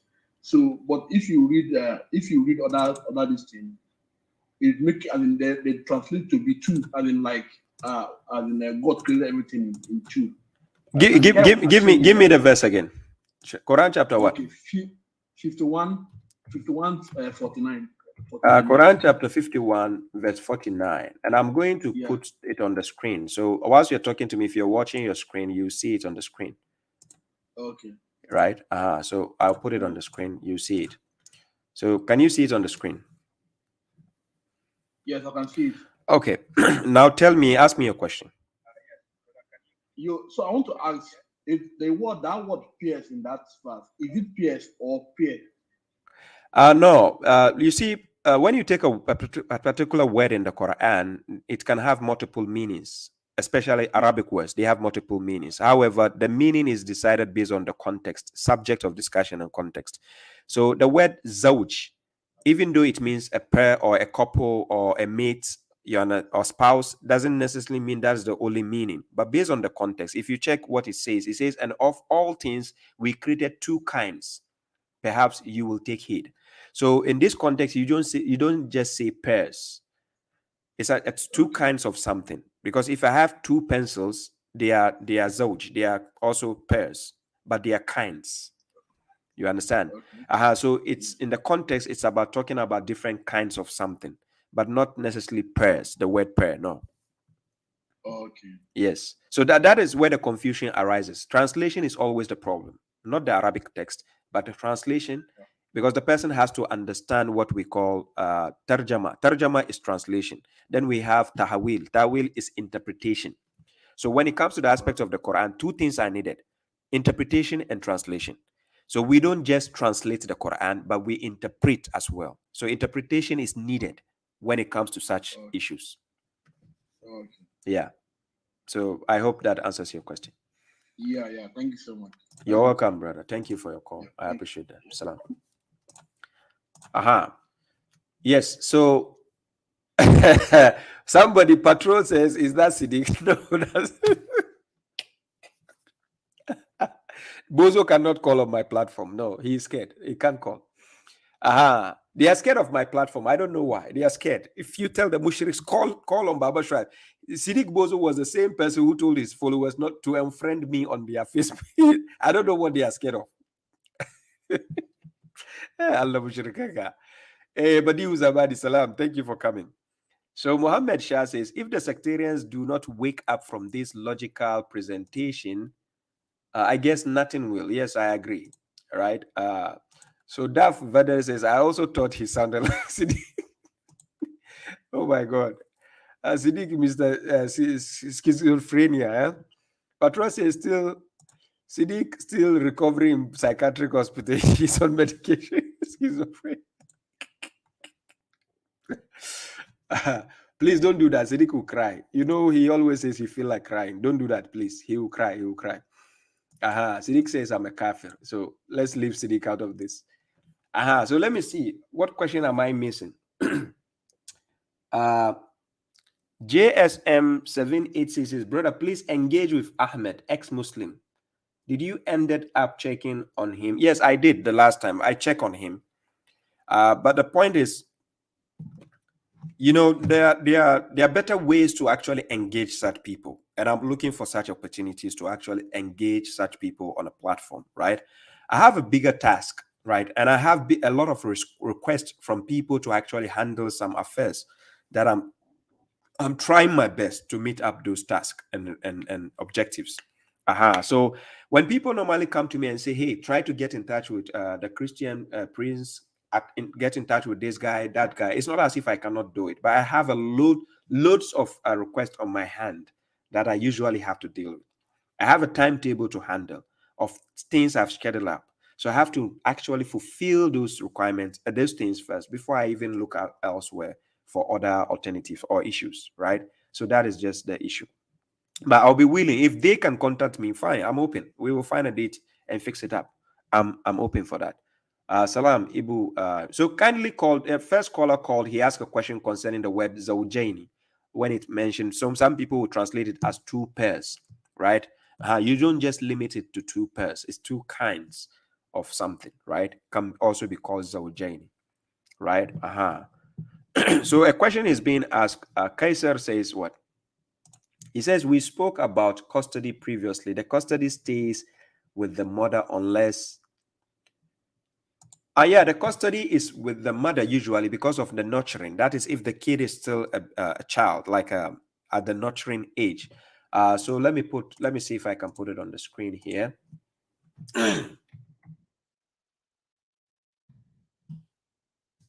I can put it on the screen.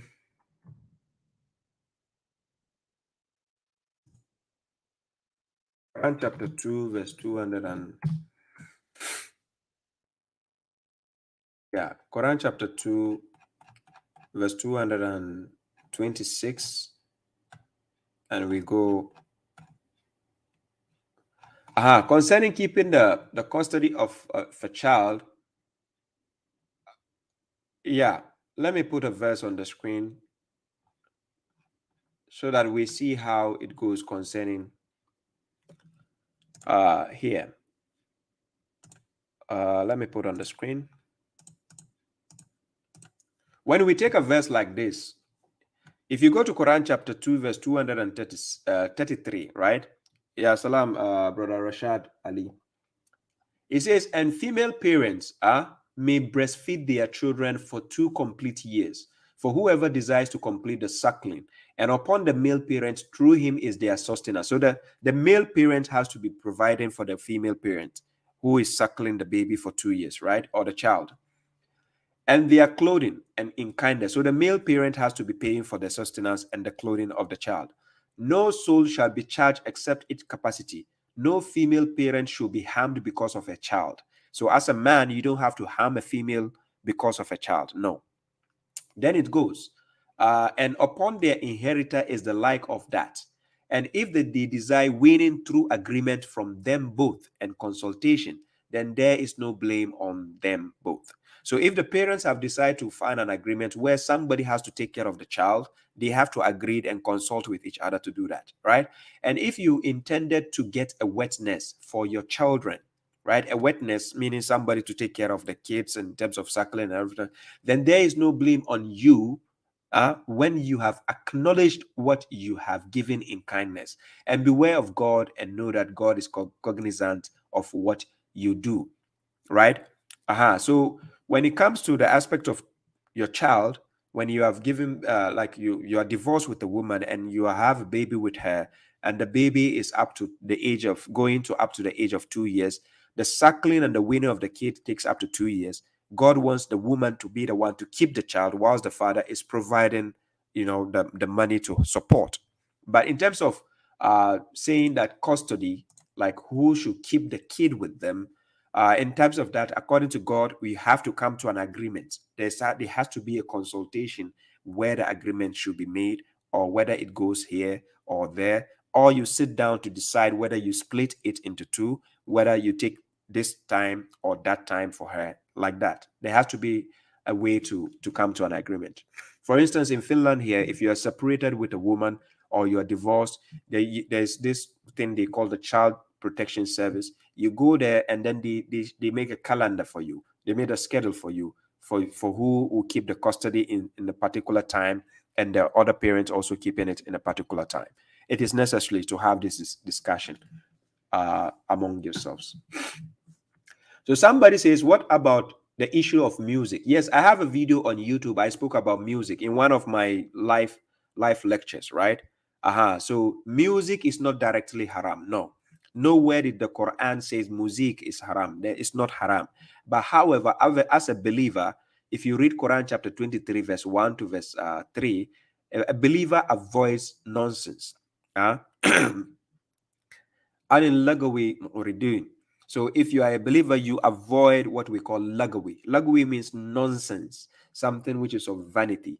You avoid it. So if you have music which is nonsensical, please avoid it. Something which is making sense, yeah, you can listen. But music on its own is not haram. But however, you have to avoid bad music, right?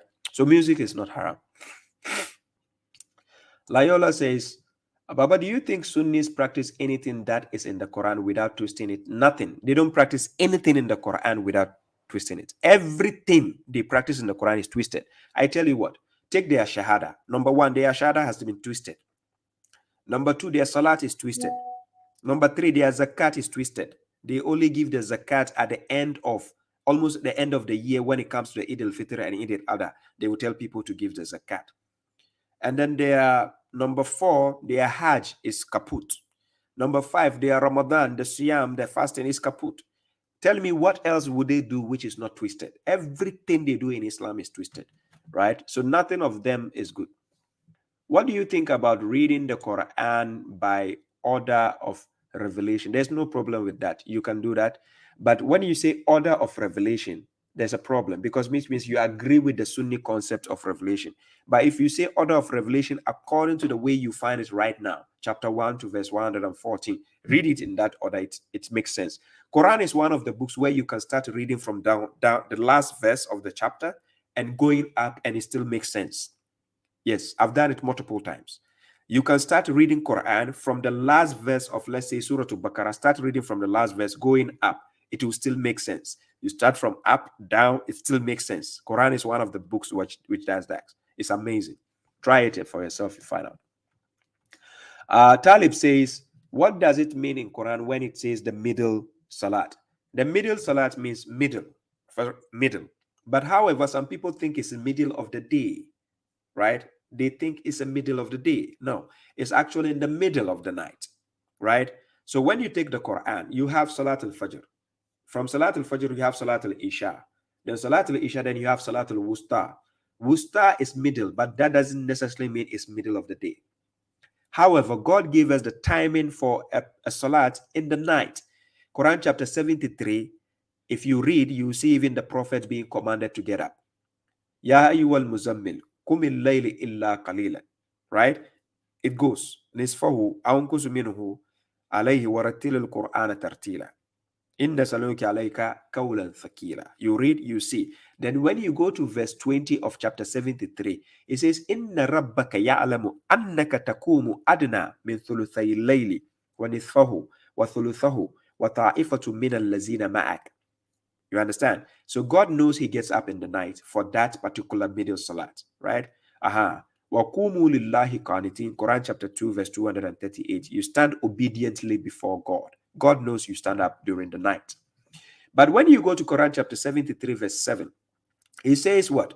Inna laka fi nar sab'an tawila. So in the daytime you have your occupation. After the salat of Fajr, you have enough time before Salat al-Isha comes.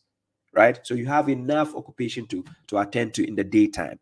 Right? However, Salat al-Fajr is considered part of the day because it's the beginning of the daytime. Salat al-Isha is also considered part of the day because it's the ending part of the daytime. Right? But in the middle part, to say noon Salat, there's no verse actually pointing to noon Salat. No such verse, which says there's a middle Salat in the middle. However, some people will quote Quran chapter 24, verse 58. In that verse, you only see Salat al-Fajr and Salat al-Isha. It doesn't say Salat al-Zuhur. It doesn't exist there. Don't put something there when God hasn't put it there. Abu Bakr says, I understand the mushriks, they want you to stop them from being breastfed. Inshallah, adult breastfeeding will stop in our generation. Inshallah. You're welcome, Sister Kaiser. I appreciate the support. Thank you, Abdul Abbas. That's 3. Yes. Wow, I didn't know about reading bottom to... Yes, Petro says, I didn't know about reading bottom to top. My mind is blown. Thank you, brother. Yes, you should try that. You'll be amazed by that. Somebody says, how many prayers are there? If you're talking about Salat, we have only 3 Salats, right? 3 only. Salat al-Fajr, Salat al-Isha, Salat al-Wusta. Only 3, not 4, not 5.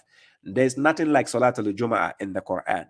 Any foolish mushrik who tells you there's Salat al-Jum'ah, tell you to quote one verse.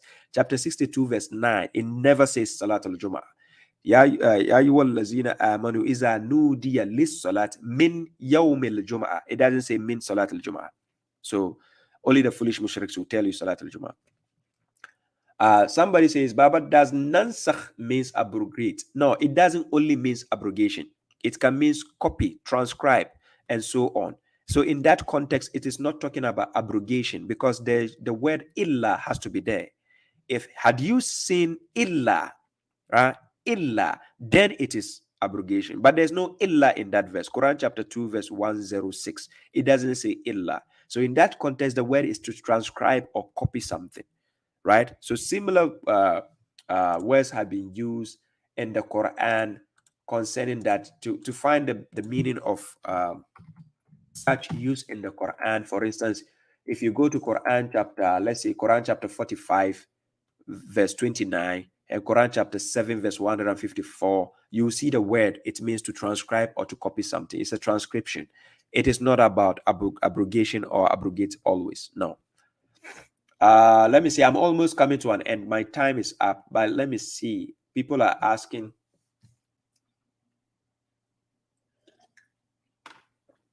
Ibu says, a sectarian old friend arguing that it is haram to try to understand the Quran alone and ignoring the thousands of writings by ulama. He even sent me a video on this, very sad. Yes, this is how they've been programmed. They've been brainwashed in the head, so they cannot think properly. They think everybody's brain is kaput and their dead scholars are the ones who know the Quran proper, right? We are the age of AI, technology, and you are foolishly telling us dead scholars in how many centuries, 7th centuries, 8th century, 9th century, 10th century are the ones to explain the words of God. Foolish mushriks. Now,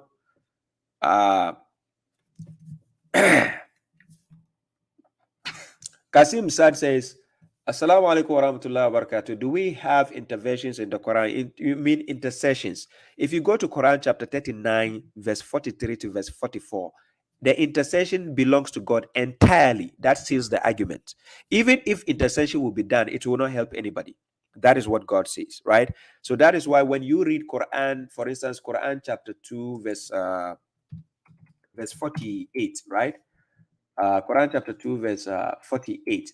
It says, and beware of a day no soul will be rewarded by another soul at all, nor will intercession be accepted from it, nor will amendment be taken from it, nor will they be helped. So on that day, intercession will never help you. You understand?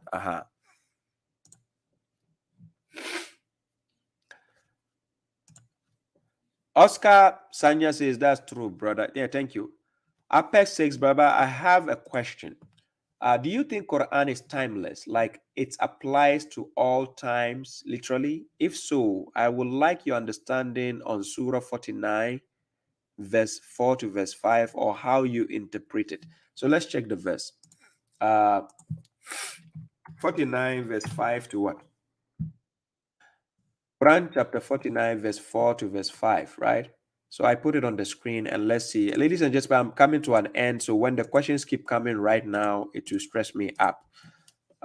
So that we don't want to tarnish this beautiful program. So God says, indeed, those who call you from behind the rooms, most of them do not reason. And if only they had been patient until you, the prophet, come out to them, it will have been better for them. And God is forgiving and merciful. This is based on a timeline. It only applies to when the prophet was alive. It has a timeline. So this verse, even though we have to believe in it, but it cannot happen again. It has already happened, right? So it is a reference point to the Prophet Muhammad, and this is based on the timeline of the Prophet when he was alive. Yes. So some verses of the Quran, for instance, Quran chapter 33, verse 53, is talking about the timeline of the Prophet again. When the believers are invited to his house, they have to come and eat. If they are not invited, they have to leave. So it's based on the timeline as well. So, ladies and gentlemen, I'll pick up the last caller then before I go, right?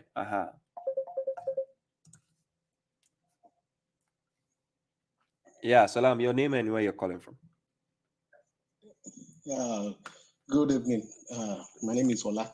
Good evening. From London. Oh, thank you for coming. Ola from London. Okay, yeah. How may I help you? Yeah, thank you very much. I'm watching your live program right now, and I'm confused somehow that you said there's nothing like a Jumat Salat. Yes. Okay.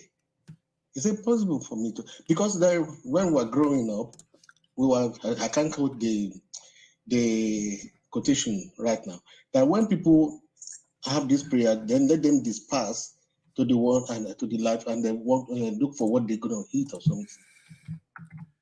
Okay, are you watching the screen right now? I am watching the screen right now. Okay, help me read the verse if you can see it, what I put on the screen.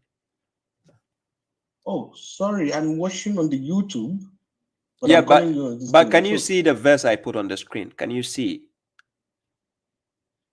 No, I don't think. You are not watching the screen. Okay, let me help you out.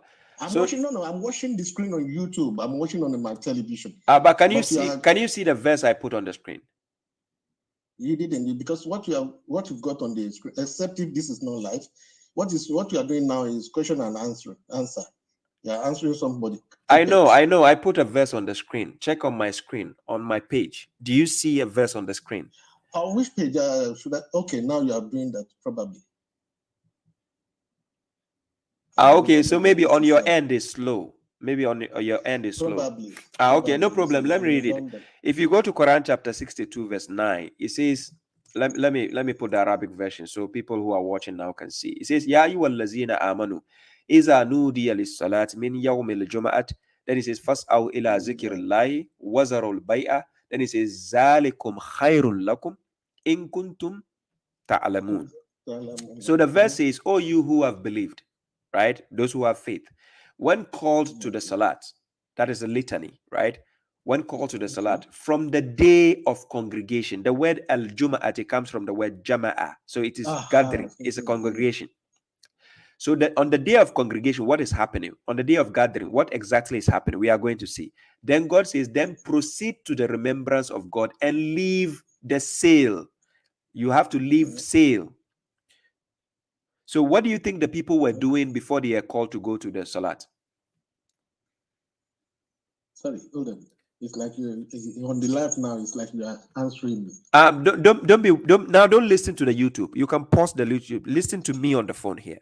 Don't listen to the YouTube. Let me pause the YouTube. Pause the because YouTube. I wanted to read the verse that you're going to. No, don't worry. You can watch a playback as soon as we finish. There will be a playback. Okay, You can watch it. Go on now. So for your patience, yeah. So God says, "Oh, you who have believed, when called to the litany, that is the salat, from the day of congregation." The word says Yawm al-Jum'ah. It didn't say when called to the salat, congregational salat. The verse doesn't say that. But you said Yawm al-Jum'ah. Yes. Is that Yawm? Does that mean day? Yes, day of congregation. Yawm is day. Okay. Jum'ah. Okay. What about Jum'at? The Jum'ah means congregation or gathering. All right. Okay. So it's a day of gathering I'm from Nigeria. Okay. I'm from Nigeria, Yoruba. They say Jama. When they say Jama, maybe it's different from Juma. It comes from the same root. They are the same root word. Okay. Yes. It is a noun. So it is telling you, that's why it has the taw marbut. It's a feminine noun telling you what is going on. It's a day of congregation. So there's an event. The event going on that day is because of sale. People are doing sales. Right? So then God told the believers to leave the sales. You leave the sale and go to the remembrance of God. Because there's on the market day, when there's a sale going on, people are gathered all over. Exactly. It's a day of gathering. Precisely in Nigeria, when we were young, when this Jumata this thing is called, everybody closes the shop and then move towards the Jumat or the praying mosque or ground to observe the Juma. Yeah. So, but it surprises me now that you say there's nothing like a Juma prayer. Yes, if you say, I don't understand you now. Yes, this explanation. Yeah, it's about what the Quran says. I don't care whether what sectarian mushrik or sectarian says. I don't care what they say. I'm following God, and we are following God. So we are here to practice. If you go to a company, you do what the boss says, not what somebody says with their opinion. So the boss doesn't say there is a Salat al-Jum'ah. No scholar on earth can prove one verse from the Quran where it says there is a Jum'ah prayer. The word has been deceived. Exactly. They twist the words. Yes, they twist the words in order to deceive people. So they invented a new concept. They make this religion so trouble for so many people. Exactly. And that's why many people go away from it. That is the problem. They are making everything difficult. Quran chapter 22 verse 78. God says here, he is the one who has chosen you and has not placed any difficulty upon you in the deen. He never placed any difficulty upon you in the religion. But these people have made the religion very difficult. They made 5 times prayers. There's no 5 times prayers in the Quran. They said the prophet went to bring yeah, you are welcome, brother. Yeah, brother Eze. Yeah, I want to get in touch with you anyway. Yeah, no problem. I appreciate your support. I have to end the program anyways. Thank you for the call. Thank you. Yes. So ladies and gentlemen, I think my time has exceeded. I don't want to go too much. If I stay too long, I'll spoil it. Thank you all for coming. Let me see. There are a lot of questions coming in. The question time is over. Please, if I have to keep going, we will stay here for 5 hours. I know you appreciate my lectures and you would love for me to keep going and answering more questions. I would love to do that. But remember, I'm a human being. I have a time also. My time has a limit.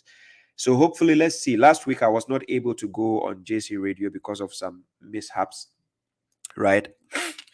Yeah, some mishaps. And also, I couldn't make the time for it. So hopefully, this coming Saturday, I'll make time for it. I'll be on JC Radio.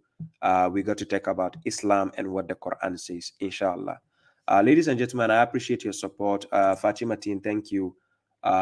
Musa Khan, thank you.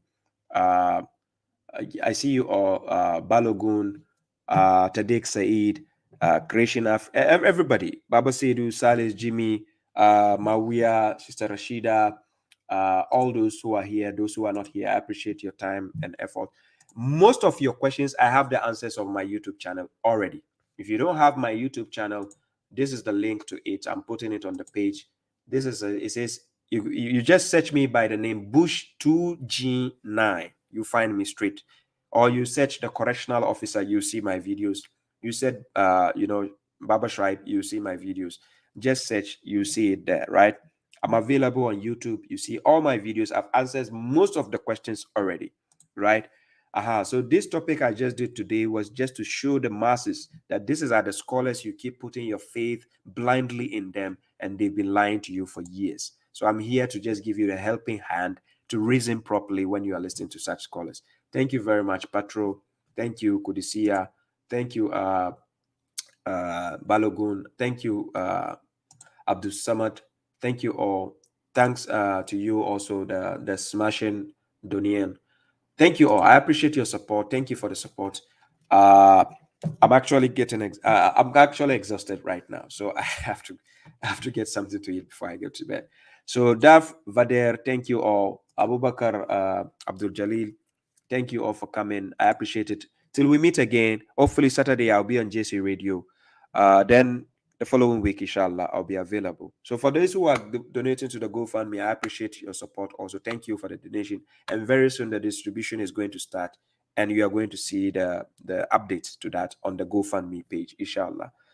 For those on TikTok as well, this is where I have to say peace over be to you all. Somebody says he's the wise man, but he's not making any wise comment here. What? Okay. Anyways, ladies and gentlemen, thank you. Let me play the bozo.